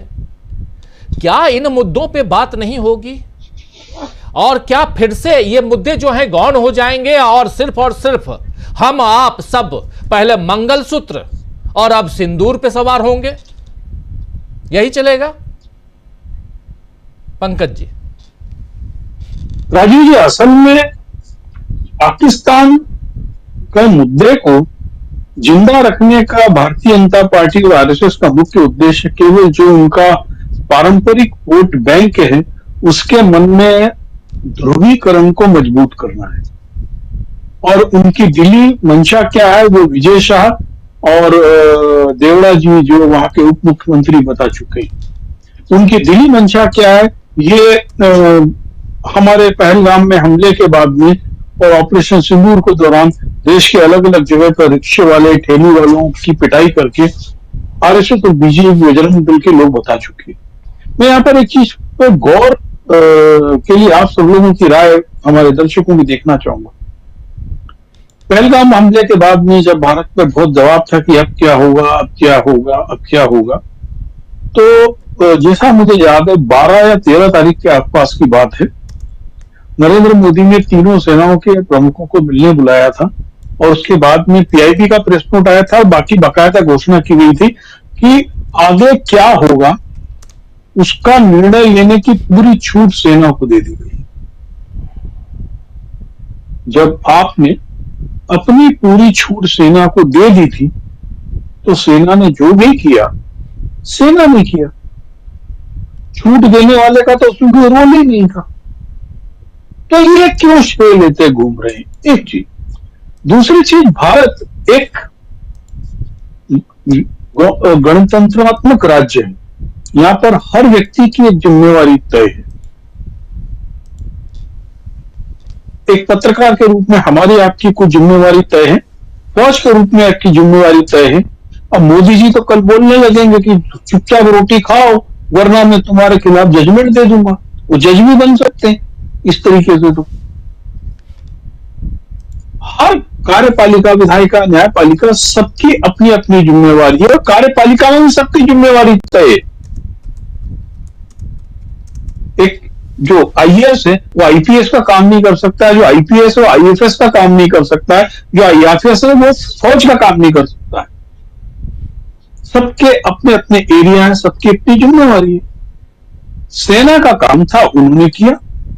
उसके अंदर राजनेता यदि घुसता है तो ये एक स्वस्थ लोकतंत्र के खिलाफ है कि मैं उसके एरिया में दखल दे रहा हूं, जबकि आप खुद बोल चुके थे कि पूरी जिम्मेवारी उनकी है। और इसका कारण क्या है? 2014 के पहले 2012 से 2014 तक एक भविष्य के राष्ट्र का सपना दिखाया गया था, उस पर अब धीरे धीरे सवाल उठाने की बात है। कितना प्यारा नारा था, बेटी पढ़ाओ बेटी बचाओ। अभी थोड़ी देर पहले दिल्ली की एक कोर्ट ने ब्रजभूषण शरण सिंह को नाबालिग लड़की के यौन शोषण के आरोप में आरोप मुक्त कर दिया और कह दिया 500 पेज की चार्जशीट दिल्ली पुलिस ने जो पेश की एफआईआर रिपोर्ट, उसमें बोल दिया कि उसके खिलाफ कोई प्रमाण नहीं मिली। बेटी पढ़ाओ बेटी बचाओ। अब आप देख लीजिए, सबसे बड़ा इनका प्रोजेक्ट था स्वच्छता को लेकर। स्वच्छता के नाम पर जिन गांवों में पिट खोदी गई उनकी क्या स्थिति है ये गांव वाले जानते हैं। तीसरा आपको प्रोजेक्ट बताओ, स्मार्ट सिटी प्रोजेक्ट। अभी पहली प्री मानसून की बारिश में देश भर के जितने स्मार्ट सिटी प्रोजेक्ट थे, दिल्ली में तो एनडीएमसी इलाके को स्मार्ट सिटी प्रोजेक्ट में रखा गया था। और सबसे ज्यादा बारिश में जो दुर्गति हुई है वो एनडीएमसी इलाके में हुई है। तो इनके जितने प्रोजेक्ट, धारा 370 के बाद आतंकवाद समाप्त होने की बात हम सामने देख चुके हैं। बेटी पढ़ाओ देख लिया हमने, हम लोगों ने भ्रष्टाचार और नोटबंदी के मसले देख लिए। ये क्या है कि पूरे वर्ल्ड में राइट विंग पॉलिटिक्स का एक तरीका यही होता है कि कोई एक जुमला फेंको, एक आरोप लगाओ और आगे बढ़ जाओ बगैर कोई सफाई दिए हुए। यही केवल जो इनका जो गिमिक है उस पर चल रहे हैं। मोदी जी के चूंकि आदर्श इस समय इसराइल के प्रधानमंत्री बेंजामिन नेतन्याहू हुए, और कहा जाता है कि भारत की बहुत सारी सैन्य गतिविधियों में परोक्ष और अपरोक्ष रूप से इसराइल से समर्थन लिया जा रहा है। भारत के बहुत सारे सैन्य कर्मचारी परोक्ष और अपरोक्ष रूप से पानी और एग्रीकल्चर इस तरीके की योजनाओं के थ्रू इसराइल से जुड़े हुए हैं। वो बताना चाहते हैं कि हम सॉफ्ट स्टेट नहीं, हम हार्ड स्टेट हैं जी। और यदि कभी यरूशलेम टाइम्स और वहां के लोकल अखबार देख लीजिए, मालूम पड़ेगा कि बेंजामिन नेतन्याहू के खिलाफ वहां पे कितने बड़े प्रदर्शन और कितना बड़ा विरोध है। केवल उसको दबाने के लिए वो गजा में नरसंहार करा रहा है। तो ठीक यही तरीका कि मुझसे कोई सवाल ना करे, मेरी कुर्सी सुरक्षित रहे, क्योंकि इनकी कुर्सी अल्पमत की कुर्सी है। हमको बार बार याद रखना चाहिए कि ये 240 वाले लोग हैं और एक तरफ अस्थिर नीतीश कुमार है और दूसरी तरफ महाअस्थिर चंद्रबाबू नायडू है। दोनों की राजनीतिक प्रतिबद्धताएं और कंपल्सन बहुत समय बदलते रहे। तो केवल मानसिक रूप से लोगों को दोहित करना, और वो चूंकि गुजरात में है तो गुजरात में काठियावाड़ और सौराष्ट्र क्षेत्र की वर्दी अलग पहनेंगे, ट्राइबल क्षेत्र की वर्दी अलग पहनेंगे, मध्य गुजरात की अलग पहनेंगे, तभी तो उनको प्रधानमंत्री की जगह हम लोग परिधान मंत्री कहते हैं। तो जो ये हमारे प्रधानमंत्री हैं, सबसे बड़ा दुर्भाग्य ये है कि हमारे देश की विदेश नीति की इतनी दुर्गति कभी नहीं हुई। आप पूछिए तो अमेरिका में जो शशि थरूर को लेकर दल गया, वो जो कहते हैं ना बिहार में कि रोहू का मूड मिल गया था, तो रोहू का मूड जो तो शशि थरूर को भेजा गया था, वो मिले किससे? एक सीनेटर से मुलाकात की हुई, सांसद से उनकी, एक किसी बड़े राजनीतिक दल के पदाधिकारी से उनकी मुलाकात की हुई। किससे मिले? जापान में जरूर एक पूर्व प्रधानमंत्री मिले, वहां के सिक्योरिटी एडवाइजर मिले, वहां का जो लोअर हाउस है उसके अध्यक्ष मिले, लेकिन जापान के अखबार में साफ सपाट है, एक पंक्ति हमारे प्रतिनिधिमंडल के बारे में नहीं और एक पंक्ति जापान की प्रतिक्रिया पे नहीं है। और ठीक यही स्थिति मैं यूएस का देख रहा हूं। गल्फ के अखबारों में क्या छप रहा है? हम किन लोगों से मिले? हमारी विदेश में हमारे जितने एम्बेसीज है उनकी क्या स्थिति है? वो अच्छे लोगों से मुलाकात नहीं करा पा रहे। आप यदि इजिप्ट में जाकर नेहरू की बुराई करेंगे तो आपको कोई नहीं सुनेगा। मैं आपको बता रहा हूं, 2018 में मैं 22 दिन के लिए इजिप्ट में कायरो में था। कायरो के बुक फेयर में जो फिल्म चलती थी वो नासिर और नेहरू की चलती थी, और मुझे वो 21 साल का लड़का मिला, वो कॉलेज में पढ़ता था, उसका नाम वास्तव में मोहम्मद नेहरू गांधी था। वहां पे ये स्थिति है नेहरू की। आप जब उन लोगों को भेजेंगे जो वहां पे नेहरू की और नॉन अलाइंड मूवमेंट की बुराई करेंगे, तो आप न तो सॉफ्ट स्टेट है ना हार्ड स्टेट है, आप बनाना स्टेट के रूप में वहां पर जा रहे हैं। कोई ट्रेनिंग नहीं है कि हमको किससे मिलना है, हमको वहां पर क्या बोलना है, हमारा उद्देश्य क्या है, हम वहां की मास को क्यों नहीं कॉम्प्लीमेंट कर पा रहे। हम अपने देश के, देखिए आज पूरे अखबारों में हल्ला आपने देखा होगा कि चौथी सबसे बड़ी इकोनॉमी हम जापान के बाद बन गए। हालांकि अंतर बहुत माइनर है, जिसको लाइक हेयर कहते हैं, लेकिन असल बात यह है कि प्रति व्यक्ति जीडीपी के मामले में तो अभी भी हम 142 पे बिल्कुल जापान के 2% भी नहीं है। पूरा झूठ के ऊपर टिका हुआ तंत्र। जिन सवालों को लेकर आप सरकार में आए थे वही सवाल आपके सामने खड़े हुए हैं, और उनका जवाब नहीं देना है तो मुसलमान और पाकिस्तान दो ऐसे मसले हैं जिस पे आप सवाल खड़ा करते हो। और दुर्भाग्य आपको बता रहा हूं, जिस तरीके से फौज का राजनीतिकरण कर रहे हैं, जिस प्रकार से फौज के बड़े अधिकारियों की आरएसएस के साथ में नियमित बैठक करा रहे हैं, ये देश को गंभीर संकट में ले जा रहे हैं। साउथ एशिया का एकमात्र देश भारत अभी बचा है जहां पे सेना ने सियासत में दखल नहीं दिया है। वो तो चर्चा थी कि वीके सिंह कोशिश कर रहे थे मूवमेंट कराने की, इंडियन एक्सप्रेस में पूरा रिपोर्ट छपी थी, बाद में उसको, क्योंकि कांग्रेस की सरकार थी, कांग्रेस शर्मदार सरकार थी, वो ऐसी चीजों को ढक के रख लेती थी। बिल्कुल जी राजीव जी, बिल्कुल बिल्कुल आप सही कह रहे हैं। और भारत दक्षिण एशिया में एक ऐसा देश जहां डेमोक्रेसी आज भी जिंदा है, बहुत अच्छी तरह से मजबूती के साथ। वरना आप तमाम देशों को देख लीजिए, सार्क कंट्रीज देख लीजिए, और चाइना को तो आप देख ही रहे हैं जहां डेमोक्रेसी है ही नहीं। खैर, लेकिन सवाल यही उठता है कि नरेंद्र मोदी आखिर इस डेमोक्रेसी को, इस लोकतंत्र को किस दिशा में ले जा रहे हैं। बार बार, अब चूंकि आज का दिन जो है नरेंद्र मोदी के नाम पर थोड़ी चर्चा करने का इसलिए भी है क्योंकि आज ही के दिन नरेंद्र मोदी 2014 में प्रधानमंत्री बने थे, गुणगान कर रहे थे वो। लेकिन आज सवाल कई सारे पूछे जाने चाहिए, 11 साल में नरेंद्र मोदी ने देश को कहां पहुंचाया, और वैसे में आप राष्ट्रवाद की नाव पर सवार होकर कहां आगे बढ़ना चाहते हैं, कहां तक जाना चाहते हैं। इस देश के नागरिक, इस देश की जनता, इस देश के वोटर्स आखिर कब तक आपकी लफाजी वाले भाषणों में चक्कर लगाते रहेंगे, ये सवाल तो उठता है। जरा अमलेंदु जी आपसे पूछना चाहता हूं, समझना चाहता हूं कि ऑपरेशन सिंदूर के बाद क्या कुछ है सच्चाई से, क्या कुछ है देश की जनता को बताने के लिए। सीज फायर की घोषणा करते हैं डोनाल्ड ट्रंप, राहुल गांधी एक नहीं कई बार सवाल पूछ चुके। हमने पाकिस्तान को कैसा, कितना मजा चखाया, यह सवाल भी बार बार पूछा जाता है। आप कह रहे थे कि पीओके हम कब्जे में ले लेंगे, योगी आदित्यनाथ ने कहा था कि बस अगली बार अभी सरकार आ जाएगी 2024 में और 6 महीने के अंदर पीओके हमारे कब्जे में होगा। अब 1 साल होने जा रहा है, अगले महीने नरेंद्र मोदी तीसरे कार्यकाल का पहला साल पूरा करेंगे। तो दिखाने के लिए है क्या?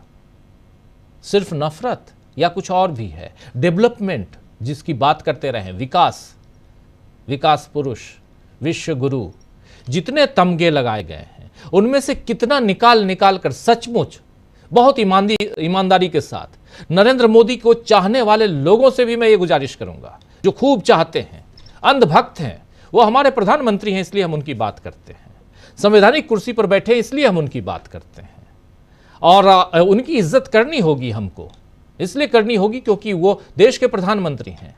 लेकिन देश के प्रधानमंत्री जब दूसरे प्रधानमंत्रियों का नाम लेते हैं, छोड़ दीजिए नेहरू का नाम, छोड़ दीजिए इंदिरा जी का नाम, छोड़ दीजिए राजीव गांधी का नाम या नरसिम्हा राव और ऐसे तमाम जो देश के प्रधानमंत्री हुए, लेकिन अपनी पार्टी के जब आप अटल बिहारी वाजपेयी जी को भी रिकॉग्नाइज नहीं करते हैं तब तो तकलीफ होती है। क्या अटल बिहारी वाजपेयी के समय करगिल युद्ध नहीं हुआ था? क्या अटल बिहारी वाजपेयी के समय हमने करगिल युद्ध में पाकिस्तान को नहीं हराया था? सवाल तो है ना अमलेंदु जी? बिल्कुल राजीव जी, सवाल है और सवालों के जवाब लेकिन मोदी जी के पास नहीं है। तो इसलिए दिन में 5 बार कपड़े बदल रहे हैं। उनकी इस अदा पे तो राजीव जी गिरगिट भी शर्म से मर रहा है। जितनी जल्दी वो कपड़े बदल रहे हैं तो गिरगिट देख के शर्म से मर रहा है जितनी जल्दी वो कपड़े बदल रहे हैं। लेकिन राजीव जी एक बात तो है, योगी आदित्यनाथ ने एक बात तो सही कही और कहा था कि 6 महीने में आ जाएगा। वो महीना मतलब थोड़ा आधा बोल गए, साल भर कह सकते थे, साल भर के अंदर पीओके हो जाएगा। लेकिन वो तो राजीव जी काम मोदी जी ने ही खराब कर दिया। पीओके तो भारत का हो जाता। अगर सीज फायर की घोषणा नहीं होती तो 3 दिन में पीओके भारत का होता।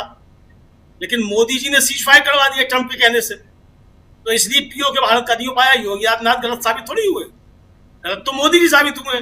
अब ये तो मोदी जी जाके योगी आदित्यनाथ को समझाए, योगी आदित्यनाथ मोदी जी को समझाए और योगी आदित्यनाथ कहे मोदी जी से कि आपने सीज फायर क्यों कर दिया 3 दिन में जब पीओके भारत का होने वाला था। हम जाकर के जो थे मुजफ्फराबाद में जाकर चाय पीते, लाहौर पर जाके तिरंगा फहराते, रावलपिंडी पे जाकर के डांस करते, सब कुछ होता। तो ये क्यों नहीं होने दिया मोदी जी ने? ये तो मोदी जी से सवाल बनता है। तो योगी आदित्यनाथ को सबसे पहले पूछना चाहिए, योगी आदित्यनाथ को कहना चाहिए कि देश से वायदा तो मैंने किया था कि मोदी जी प्रधानमंत्री बन जाएंगे तो 6 महीने में पीओके भारत का हो जाएगा। और जब भारत का पीओके होने जा रहा था आपने ट्रंप के कहने से इसको सीज फायर करवा दिया, सेना को रोक दिया। तो ये तो अब राजीव जी मुझे लगता है योगी आदित्यनाथ अगर पूछें, और मुझे लगता है बीजेपी में उन्हीं की हिम्मत है जो मोदी जी से पूछ सकते हैं कि ऐसा क्यों हुआ और आपने सीज फायर जो था क्यों करवा दिया, ये उनको पूछना चाहिए। बहरहाल राजीव जी उनका अंदर का मसला है। असली बात राजीव जी जिस विकास की बात हो रही है वो विकास राजीव जी वो मुंबई का जो मेट्रो स्टेशन वो बता रहा है विकास। अभी थोड़े दिन पहले उसका उद्घाटन हुआ था, डूब गया वो पानी में। तो बता रहा है इंदिरा गांधी इंटरनेशनल एयरपोर्ट की जिसकी छत आज उड़ गई पानी में। तो दिल्ली पूरी डूबी हुई थी, वो दिखाई पड़ा था। बसें और जो कार जो है वो सुरंग में जो बनाई गई है उसमें पानी में डूबी हुई है। तो विकास बोल रहा है सिर चढ़ के। तो ये विकास राजीव जी आखिर किसका हो रहा है और कहाँ हो रहा है ये तो मोदी जी बताएं। देख रहे हैं राजीव जी, एक वीडियो वायरल हो रहा है एक नेशनल हाईवे का कि एक ट्रैक्टर जो है दूसरे ट्रक को निकालने की कोशिश करता है, तो जिसको निकाल रहा है वो भी धंस जाता है और निकाल रहा है वो भी धंस जाता है जमीन के अंदर। तो ये विकास है। तो ऐसा विकास मोदी जी कर रहे हैं तो इससे तो विनाश, मतलब ये तो विनाश है। विकास तो ये है ही नहीं। हालांकि कहा यह जाता है राजीव जी, पता नहीं कितना सच है कितना गलत है, जो ठेकेदार लोग हैं वो सब जानते होंगे अच्छे तरीके से, सरकार से जुड़े लोग जानते होंगे कि विकास में कमीशन बहुत अच्छा मिलता है। मिट्टी डालने के काम भी 50% का कमीशन मिलता है, ऐसा कहा जाता है। पता नहीं कितना सच है कितना गलत है। आरसीसी डालने में 10% का कमीशन होता है। मतलब चलिए ये इस चीज को थोड़ा इस चीज को किनारे भी रख दीजिए, लेकिन सवाल ये उठता है कि एक बारिश हुई, अभी मुंबई में एक मेट्रो का उद्घाटन हुआ था, उस मेट्रो का हाल देख लीजिए आप। तस्वीरें आप लोगों ने देखी होंगी सोशल मीडिया पे। T1 यहाँ पर टर्मिनल 1 दिल्ली का देख लीजिए उसका हाल एक बारिश में, जबकि अभी मानसून नहीं है यहाँ पर दिल्ली में। मानसून जो है अभी उधर ही है, पश्चिम में, दक्षिण में, केरल से लेकर महाराष्ट्र तक ही अभी मानसून आया है और बहुत जल्दी हमारे डॉक्टर साहब के पास पहुंचने वाला है। मानसून बहुत तेज गति से बढ़ रहा है, बहुत जल्दी पूरे देश में फैल जाए, बहुत अच्छी बात है। लेकिन बात यह है कि आप जिस विकास का नाम ले रहे हैं वो विकास है कहाँ? सड़क पे तो हम खोजते रहते हैं, कहीं मिलता नहीं है। लेकिन इसीलिए यहाँ पर क्या मूल मुद्दे, जरा अब इस चर्चा को दूसरी तरफ ले जाना चाहता हूं मैं। डॉक्टर साहब आपके पास आना चाहता हूं, इस चर्चा को दूसरी तरफ ले जाना चाहता हूं। यह है कि जब इतने मुद्दे हैं, क्या सिर्फ ट्विटर पर खरगे साहब के 11 साल पे इतने सारे सवाल जो पूछ दिए, इतने सवाल मात्र से बात बन जाती है? विपक्ष कहां है, यह सवाल भी है यहां पे। जब नरेंद्र मोदी की कमजोर कड़ियां आपको पता है एक राजनेता होने के नाते, तो उन कमजोर कड़ियों पे आप प्रहार क्यों नहीं कर रहे हैं? अगर कर रहे हैं तो वो दिखाई क्यों नहीं दे रहा है? वो वोट में तब्दील क्यों नहीं हो रहा है?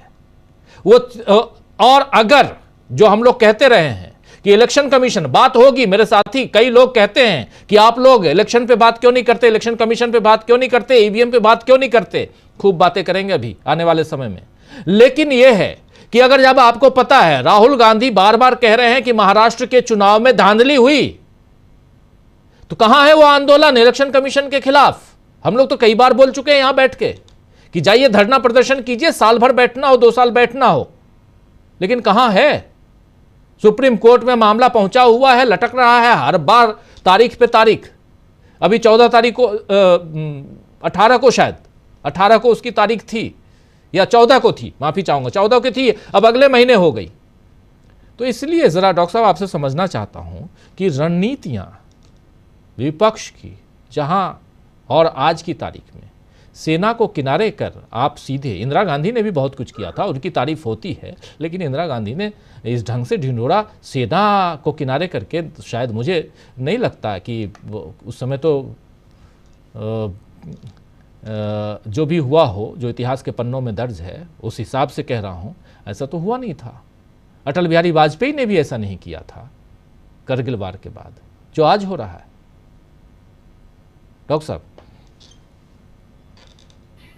संक्षेप में अटल बिहारी वाजपेयी का आपने जिक्र किया है, तो उनके समय जब करगिल युद्ध के बाद बीजेपी ने इसे घटाने की कोशिश की, या शायद चलते युद्ध में, तो जनरल वीपी मलिक सेना अध्यक्ष थे, उन्होंने इस पर ऐतराज किया, बीजेपी को और अटल जी को वो सब अभियान वापस लेना पड़ा था। आपके प्रश्न पर विपक्ष की भूमिका पर आऊंगा, लेकिन उससे पहले थोड़ा सा पंकज जी ने बहुत महत्वपूर्ण विषय उठाया कि निशिकांत दुबे विदेश की धरती पर बैठकर रोज जिस तरह ट्वीट कर रहे हैं, किन्हें घर आ रहे हैं, पंडित जवाहरलाल नेहरू को, इंदिरा गांधी को। पंकज जी ने 1-2 उदाहरण दिए, एक आध उदाहरण मैं जोड़ देता हूं। संयोग से मैंने युगोस्लाविया के विघटन के बाद जो छोटे छोटे देश बने, उनमें से कोसोवो को देखा है, और उस दौर में जब वहां सिविल वॉर चल रहा था, यूएन मिशन वहां चल रहा था, उनमें कहते हैं United Nations mission in Kosovo. Rajiv जी, पंकज जी ने उदाहरण दिया इंदिरा गांधी के नाम का। बाल्कन प्रायद्वीप में, पूर्व युगोस्लाविया हो, चेकोस्लोवाकिया हो और आसपास का तमाम इलाका, आज भी ऐसी महिलाएं मिल जाएंगी जिनके नाम इंदिरा हैं। मैं स्वयं कोसोवो में घूमते हुए 1-2 लोगों से मिला जिनके परिवारों में इंदिरा नाम की महिलाएं थीं, और वे सारे नाम इंदिरा गांधी की वजह से रखे गए, उनके नाम पर रखे गए। 1961 में बेलग्रेड में गुटनिरपेक्ष आंदोलन की शुरुआत हुई। मार्शल टीटो युगोस्लाविया के थे, पंडित नेहरू, नासिर, इन सब लोगों ने। यूएसएसआर 1955 में पंडित जवाहरलाल नेहरू गए थे, इंदिरा गांधी उनके साथ थी, 16 दिन का दौरा था। नेहरू जी के जाने के बाद रूस में लोगों ने इंदिरा नाम रखा। जवाहर नाम के लोग भी रूस, यूएसएसआर तो यूएसएसआर नहीं है, जो टूट गए उन तमाम देशों में आज भी मिल जाए। तो निशिकांत दुबे इस बात की कल्पना ही नहीं कर सकते कि पंडित जवाहरलाल नेहरू और इंदिरा गांधी का कद कितना बड़ा था, वे वैश्विक राजनीति में अंतर्राष्ट्रीय पटल पर क्या हैसियत रखते थे। और इस वक्त जब आप सरकार की तरफ से एक सर्वदलीय संसदीय प्रतिनिधिमंडल में गए हैं, तब भूतपूर्व प्रधानमंत्रियों को कोसना अक्षम्य पाप है। मुझे नहीं मालूम कांग्रेस इससे किस तरह निपटेगी, और अगर कांग्रेस इस तरह की हरकतों पर इस वक्त भी करारा प्रहार नहीं करेगी, लौटकर जब ये प्रतिनिधिमंडल आएंगे, तो शशि थरूर, आनंद शर्मा, मनीष तिवारी, जो लोग भी गए, ये सब अपनी रिपोर्ट दें, और कांग्रेस को इस पर सीधे नरेंद्र मोदी से सवाल करना चाहिए कि जब हम सरकार के नुमाइंदे बनकर विदेशों में आपकी बात रख रहे हैं, तो ये कैसी राजनीति है कि हमारे ही साथ गया एक बीजेपी का सांसद प्रधानमंत्रियों को, भूतपूर्व प्रधानमंत्रियों को कोस रहा है, जिसमें एक शहीद प्रधानमंत्री। यही आपके प्रश्न का उत्तर निहित है राजीव जी, कि विपक्ष क्या कर रहा है। कांग्रेस की भूमिका, जो सबसे बड़ी विपक्षी पार्टी इस वक्त, क्या वो सचमुच सरकार के खिलाफ जन आंदोलन खड़ा करने की आज दिखाई दे रही है? क्या कांग्रेस सचमुच सड़कों पर जाकर लोगों को इस सरकार की नाकामी बता पा रही है? वो पूरी कोशिश करती है, इसमें कोई शक नहीं, लेकिन उसमें एक बड़ी भवबाधा मुख्य धारा का तथाकथित मीडिया है। सत्ता के समर्थकों का सोशल मीडिया का अपना एक बहुत बड़ा तंत्र है, उसकी व्हाट्सएप यूनिवर्सिटी है, आईटी सेल है। उसका मुकाबला यद्यपि अब कांग्रेस कर रही है सोशल मीडिया पर, लगातार बीजेपी को करारी चुनौती दी जा रही है। जैसे ही निशिकांत दुबे कोई फर्जी ट्वीट करते हैं, कोई घृणा से भरा हुआ पोस्ट डालते हैं, 5 मिनट के अंदर उनको हकीकत दिखा दी जाती है। लेकिन इसके बावजूद मैं आपकी इस बात से सहमत हूं, एक बड़े राष्ट्रीय विमर्श को खड़ा करने की जरूरत है, और इसकी जिम्मेदारी निश्चित तौर पर मल्लिकार्जुन खड़गे और राहुल गांधी की है। वो सिर्फ सोशल मीडिया पर ट्वीट लिखने से, प्रेस कॉन्फ्रेंस करने से पूरी नहीं हो। इसमें इतना जरूर जोड़ना चाहता हूं कि इस वक्त संयोग से, क्योंकि अभी अभी पाकिस्तान के साथ हमारा संघर्ष खत्म हुआ है, थोड़ा सा देश का जो मध्यम वर्गीय समाज है वो राष्ट्रवाद के झूले में झूला झूल रहा है। थोड़ा उसकी पीगें ठहर जाएं, तब उसको हकीकत बताई जाए कि हमने क्या खोया, क्या पाया, क्या हासिल हो सकता था, जो नरेंद्र मोदी के, डोनाल्ड ट्रंप के सामने साष्टांग दंडवत होने से हासिल नहीं हो पाया। जी राजीव जी, बिल्कुल बिल्कुल आप सही कह रहे हैं, और राहुल गांधी लगातार दिखाई भी दे रहे हैं सड़कों पे। आप देख लीजिए, इसके बाद पुंछ अभी परसों थे, और उसके बाद यानी 2 बार जम्मू कश्मीर पहुंच गए। वो इधर नरवाल के घर पहुंचे, तो उधर शुभम द्विवेदी के घर पहुंचे, और लगातार राहुल गांधी ने भारत जोड़ो यात्रा की शुरुआत की। उसका बेनिफिट क्या हुआ, कांग्रेस पार्टी को क्या मिला, वो जानते हैं। और न सिर्फ कांग्रेस पार्टी, अगर उत्तर प्रदेश को देखिए तो उत्तर प्रदेश में समाजवादी पार्टी को भी उसी भारत जोड़ो यात्रा का बेनिफिट, वहाँ पर उसका लाभ मिला, उसका फ़ायदा हुआ है। ये भी शायद अखिलेश यादव के चाहने वाले लोग ना माने, लेकिन सच्चाई है, हकीकत है ये। आना चाहता हूँ शकील जी आपके पास, लेकिन क्या सिर्फ राहुल गांधी के सड़क पे मात्र रहने से दूसरे, और मैं सिर्फ कांग्रेस की बात नहीं कह रहा हूँ, कहाँ तेजस्वी यादव, कहाँ है अखिलेश यादव, सिर्फ बयानबाजी से काम चलता है? उधर साउथ में आप ठीक है, साउथ में लगातार काम कर रहे हैं, चाहे रेवंत रेड्डी की बात करें या नीचे जाएं तो डीएमके चीफ की बात करें आप, लेकिन फिर भी बहुत लोग हैं जो जिस ढंग से काम करना चाहिए काम करते हुए इंडिया गठबंधन दिखाई उस हिसाब से नहीं देता है। लेकिन फिर आना चाहता हूं इधर इस दल पे जो गया हुआ है डेलीगेशन, उसमें मेरे कई साथी बोल रहे थे कि आप शशि थरूर पे बात क्यों नहीं कर रहे हैं, शशि थरूर ने तो इतना बढ़िया काम कर दिया, शशि थरूर ने इतना बोल दिया। कल हम लोग इसी में चर्चा कर भी रहे थे इसी प्रोग्राम में, और शशि थरूर ने क्या बोला है उस बारे में बात कर रहे थे। शशि थरूर आप जानते हैं, हम जानते हैं कि एक चतुर नेता हैं और बहुत चतुराई से वो अपना काम कर रहे हैं। लेकिन डेलीगेशन क्या कुछ दे रहा है, डेलीगेशन को वहां क्या कुछ मिल रहा है, डेलीगेशन से कौन कौन लोग उन देशों के मिल रहे हैं, यह भी तो यहां बताना जरूरी है। अभी तक तो यह नहीं आया कि रूस के राष्ट्रपति ने इस डेलीगेशन से मुलाकात की कि नहीं की, यह नहीं आया कि जर्मनी में क्या हुआ, यह नहीं आया कि उधर सऊदी अरब में वहां मुलाकात किससे हुई किससे नहीं हुई, या शशि थरूर जब न्यूयॉर्क पहुंचे थे वाशिंगटन डीसी गए कि नहीं गए, वहां किससे मुलाकात हुई है। ये बातें भी आ रही हैं क्या? मेरे पास तो नहीं आ रही हैं, आपके पास आ रही हो, तो इसलिए मैं आपसे ये सवाल कर रहा हूं। शकील जी जरा बताइए कि इससे क्या बेनिफिट मिल रहा है देश को? बताते हैं राजीव जी, लेकिन उससे पहले एक और जरूरी बात आपको बताना चाहेंगे हम और दर्शकों को भी। प्लीज। अभी IAS एसोसिएशन ने कुलबर्गी के डीसी के खिलाफ बीजेपी नेता की टिप्पणी का कड़ा विरोध किया है। शायद हमारे दर्शकों को पता नहीं, मालूम होगा कि नहीं मालूम होगा, कि जिस तरह से बीजेपी सारे मामले का सांप्रदायिकरण कर रही है, हिंदू मुसलमान पाकिस्तान कर रही है, और मोदी ने तो अभी खुद बोल दिया मेरी गोली खाओगे। वहां पे जो एन रवि कुमार हैं, विधान परिषद के मुख्य सचेतक बीजेपी के, उन्होंने कुलबर्गी की कलेक्टर के लिए क्या कहा? पाकिस्तान से आई लगती है। कुलबर्गी की कलेक्टर फौजिया तरन्नुम चूंकि मुसलमान है, इसलिए वो कह रहे हैं, मुख्य सचेतक है बीजेपी के, कि पाकिस्तान से आई लगती हैं। तो अभी आईएएस सेशन ने बहुत कड़ा विरोध दर्ज कराया है इसका जी।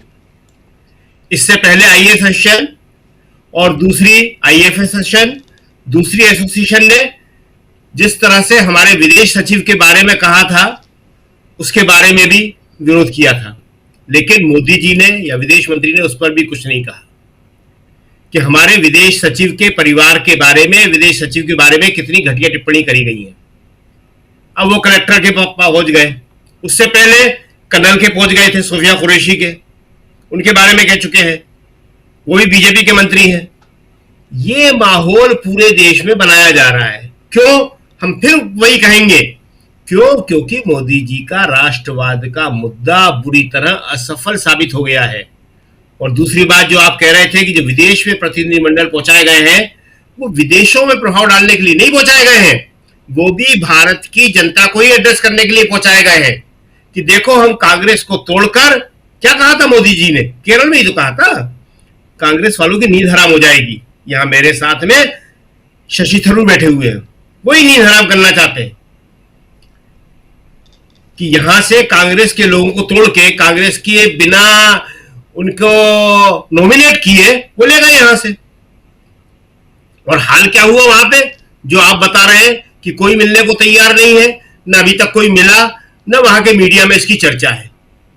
देखिए, सारा खेल जो है राहुल के पुंछ जाने के बाद बदल गया है। पूरे देश को एक ऐसा संदेश गया है, वहां आपने देखा है और आपने दिखाया भी है शायद, कि एक सरदार जी, पुंछ का जो गुरुद्वारा है जिसपे अटैक हुआ था, वो बोल रहे हैं राहुल से कि प्रधानमंत्री मोदी नहीं आए, उन्होंने तो पुंछ का नाम तक नहीं लिया, आपसे ही हमको उम्मीदें हैं। पूरा देश भी यही कह रहा है। राहुल ने क्या किया? राहुल विदेशी दौरे, मोदी जी भी विदेशी दौरे पे थे। राहुल तत्काल आए, सीडब्ल्यूसी की मीटिंग में पहुंचे, शोक प्रस्ताव पास किया, मौन रखा, कैंडल लाइट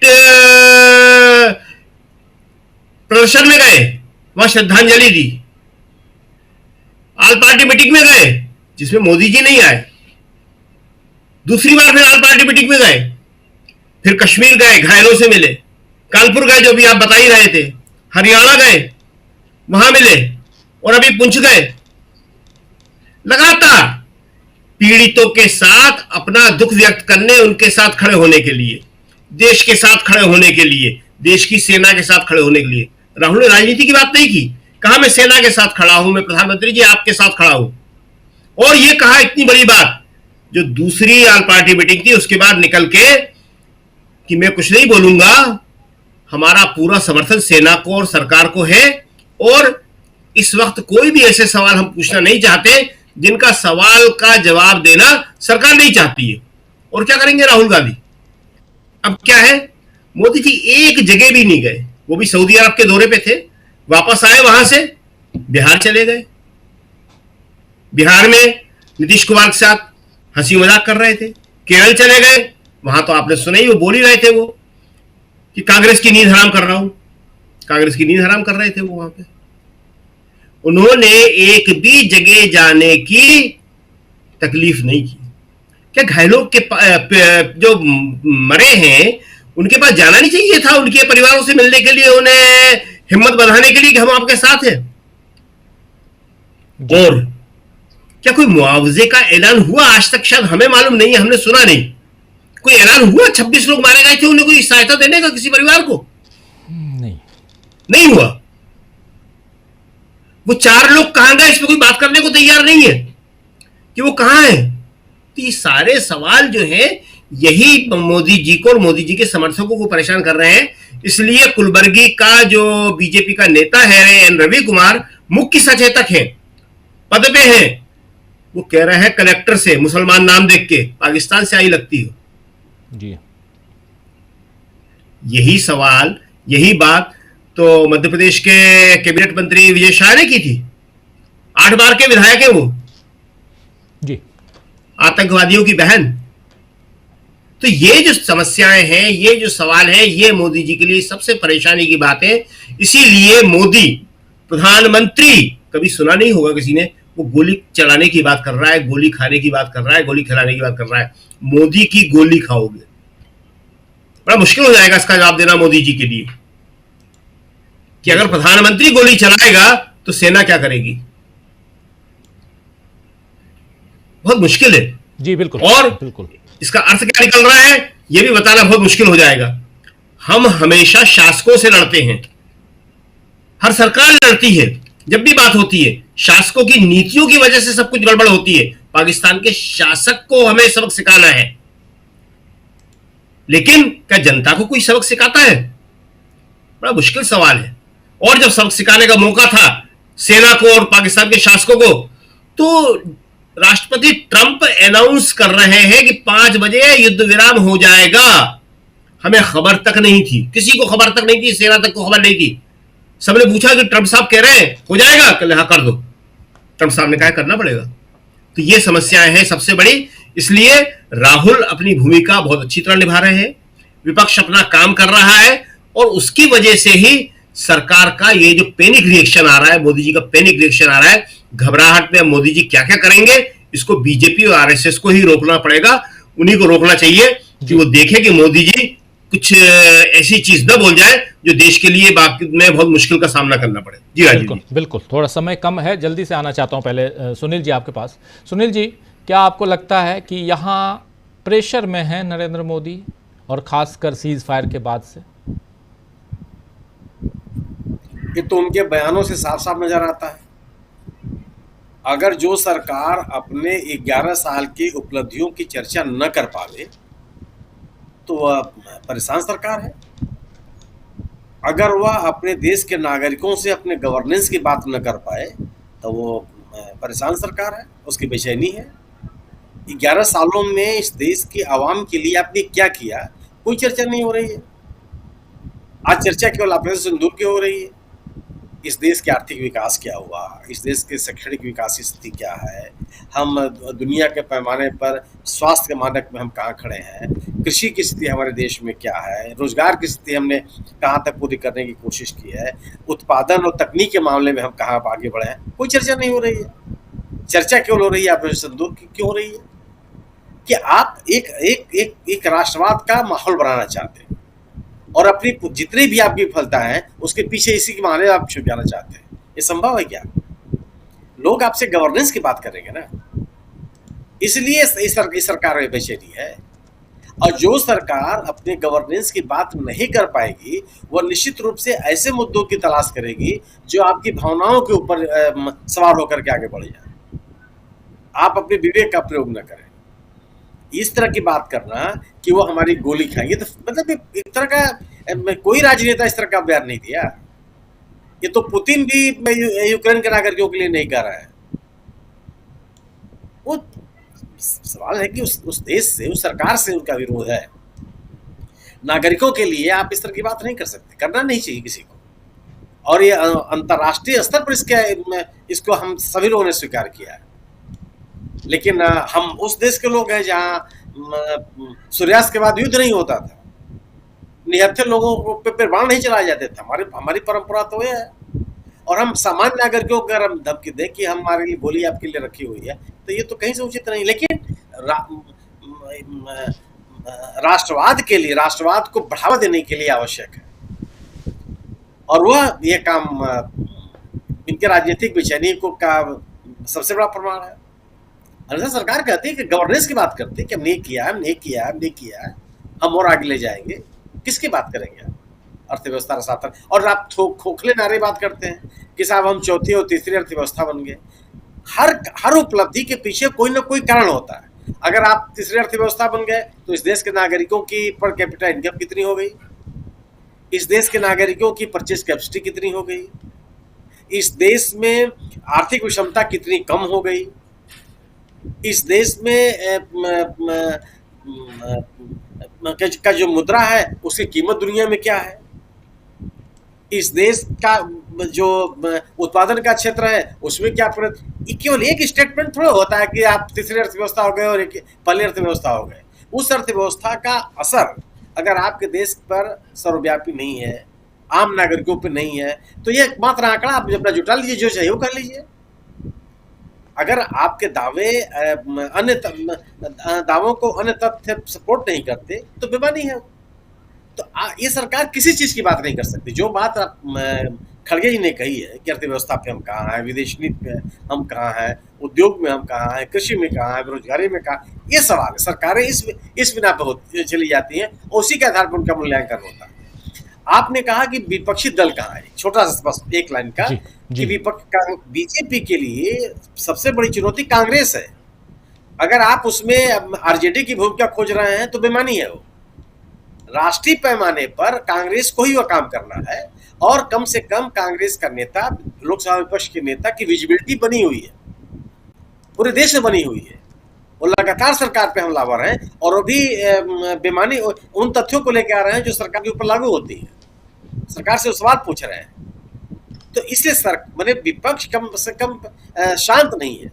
विपक्ष का मतलब आज राष्ट्रीय पैमाने पर तो कांग्रेस को ही कहा जाएगा और स्वीकार किया जाना चाहिए कि वही सबसे बड़ी चुनौती है। और इसीलिए बीजेपी भी कांग्रेस के ऊपर ही हमलावर होती है। उसको पता है कि राहुल गांधी और कांग्रेस ही भारतीय जनता पार्टी के लिए चुनौती है। लोग भी, जो लोग बीजेपी से असहमत हैं, उनकी पहली प्राथमिकता कांग्रेस है। उनको लगता है कि कांग्रेस ही एक ऐसा दल हो सकता है या है जो इस सरकार के साथ या इस पार्टी के साथ कभी नहीं जाएगा। इसलिए जो विपक्ष की भूमिका, वो विपक्ष की भूमिका, और जो अन्य दल हैं, आप अभी नीति आयोग की बैठक में अगर आप तमिलनाडु के मुख्यमंत्री ने क्या कहा सबके सामने है।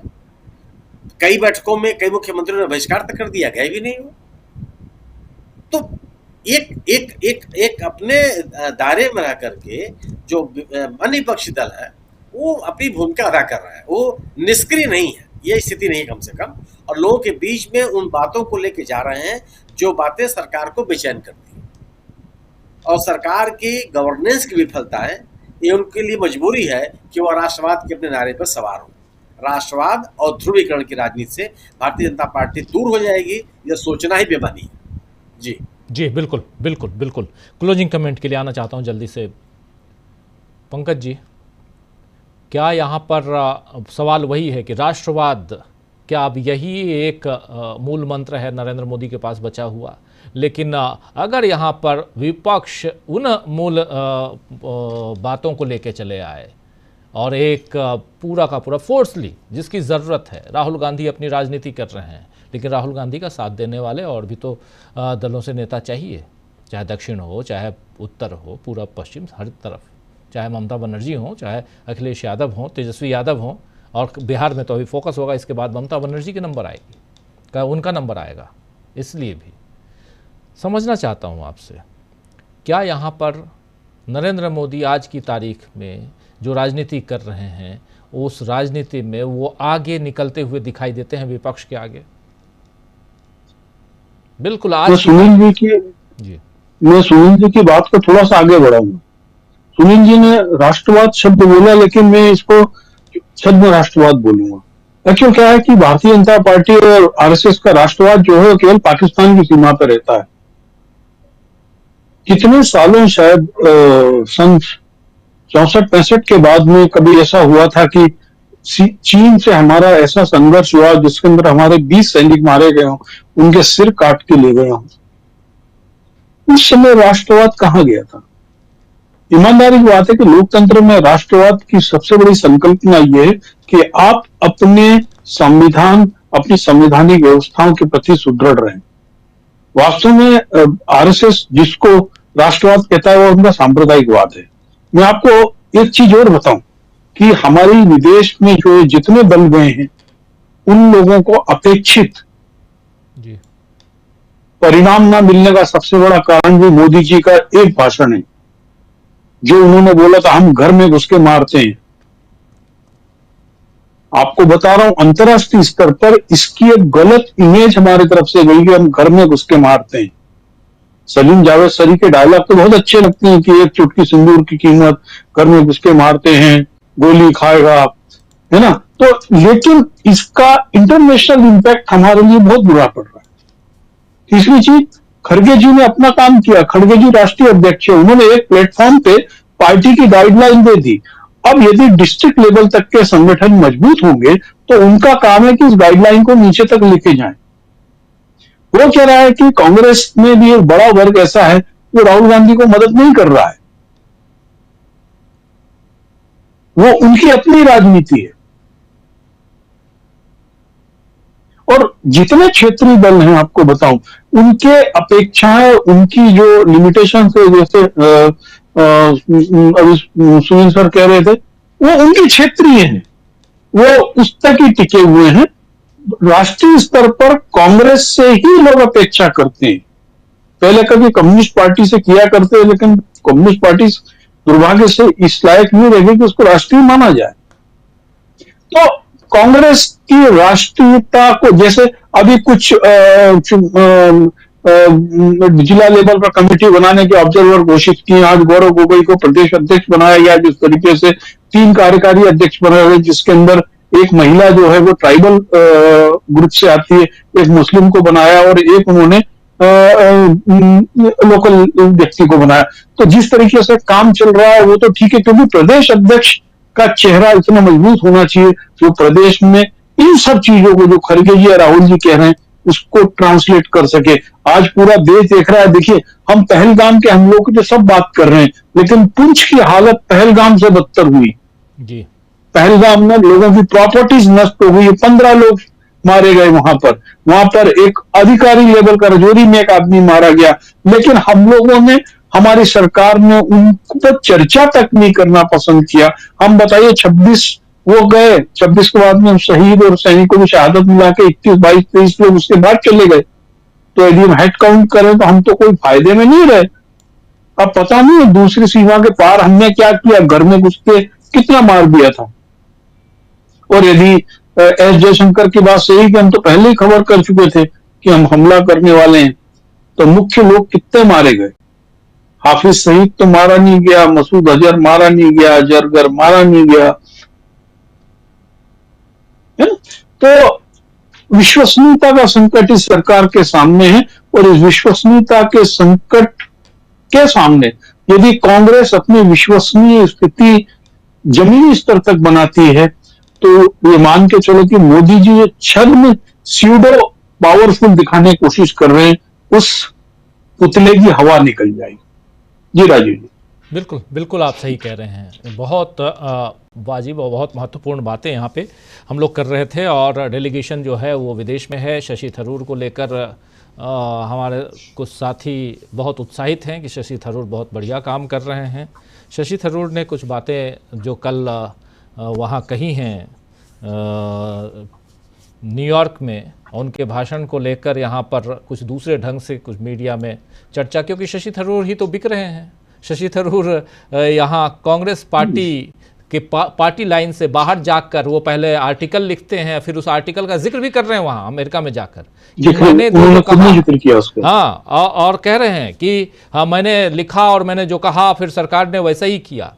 तो वो सब कुछ कर रहे हैं, लेकिन कुछ लोगों को लग रहा है कि शशि थरूर ने वहाँ बहुत बढ़िया भाषण दे दिया। शशि थरूर ने पार्टी लाइन को नहीं छोड़ा, बल्कि पार्टी के साथ, कांग्रेस पार्टी के साथ वो नजर आए। भाई साहब, कुछ भी ऐसा नहीं है।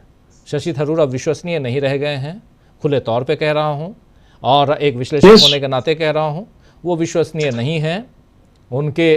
और यहाँ जो लोग हिंदुस्तान में मीडिया में जो दिखाया जा रहा है उस पर डिबेट्स किए गए, कल खूब भर भर के, कल परसों डिबेट्स हुए, उसमें मत जाइए, वो बिल्कुल ही उससे उलट है। 21 मिनट का शशि थरूर का भाषण है वहाँ का, जो उन्होंने इंटरेक्शन किया है मीडिया के साथ, उसमें उसको सुन लीजिए, साफ समझ में आ जाएगा कि शशि थरूर ने किया क्या था, कहा क्या है। चाहे वो 2015 में नरेंद्र मोदी जाते हैं वहाँ, उसी के 1 महीने बाद यहाँ घटना घट जाती है, ये सारी बातें जो उन्होंने बताई हैं, और उसके बाद उस रेफरेंस को लेते हुए और फिर 26/11 के रेफरेंस को लेते हुए या आर्टिकल लिखा और उसके बाद मैंने कहा था कि ये होना चाहिए, उसके बाद हुआ, पाकिस्तान, बाकी चीज़ें, जी सारी चीज़ें। तो ये सब अपनी जगह पे हैं। इससे भारत को क्या फ़ायदा हो रहा है ये सोचिए। हिंदुस्तान का डेलीगेशन गया है, वहाँ ये नहीं देख रहा है कोई भी कि किस पार्टी से कौन है, वो ये देख रहा है कि हिंदुस्तानी डेलीगेशन आया है। जब आप विदेश में हैं तो आपसे ये नहीं पूछा जाता है कि किस राज्य से कौन है, किस पार्टी से कौन है, किस जात से कौन है, किस समुदाय से कौन है, किस संप्रदाय से कौन है, ये नहीं पूछा जाता है। आप हिंदुस्तानी हैं और हिंदुस्तानियों का ये 9 लोगों का, 10 लोगों का, 5 लोगों का एक डेलीगेशन आया हुआ है और ये वहाँ जो घटना घटी है इसके बाद इस पर चर्चा के लिए और अपनी राय, हमारी राय और समर्थन प्राप्त करने के लिए आया हुआ है। कुल मिलाकर यही है। विदेश से जो समर्थन उस दौरान मिलना चाहिए था, उस समर्थन हमको नहीं मिला, इसीलिए हमारे 7 डेलीगेशन अलग अलग दुनिया के 33 देशों में गए हैं और इस डेलीगेशन से हमको क्या मिल रहा है ये उनके आने के बाद जरूर समझ में आएगा। और खासकर जब विंटर मानसून सेशन शुरू होगा जुलाई के महीने में, क्योंकि उससे पहले तो कुछ होना नहीं है, तब और भी समझ में आएगा। करेंगे हम इंतज़ार, लेकिन झांसे में मत आइए दोस्तों, बिल्कुल।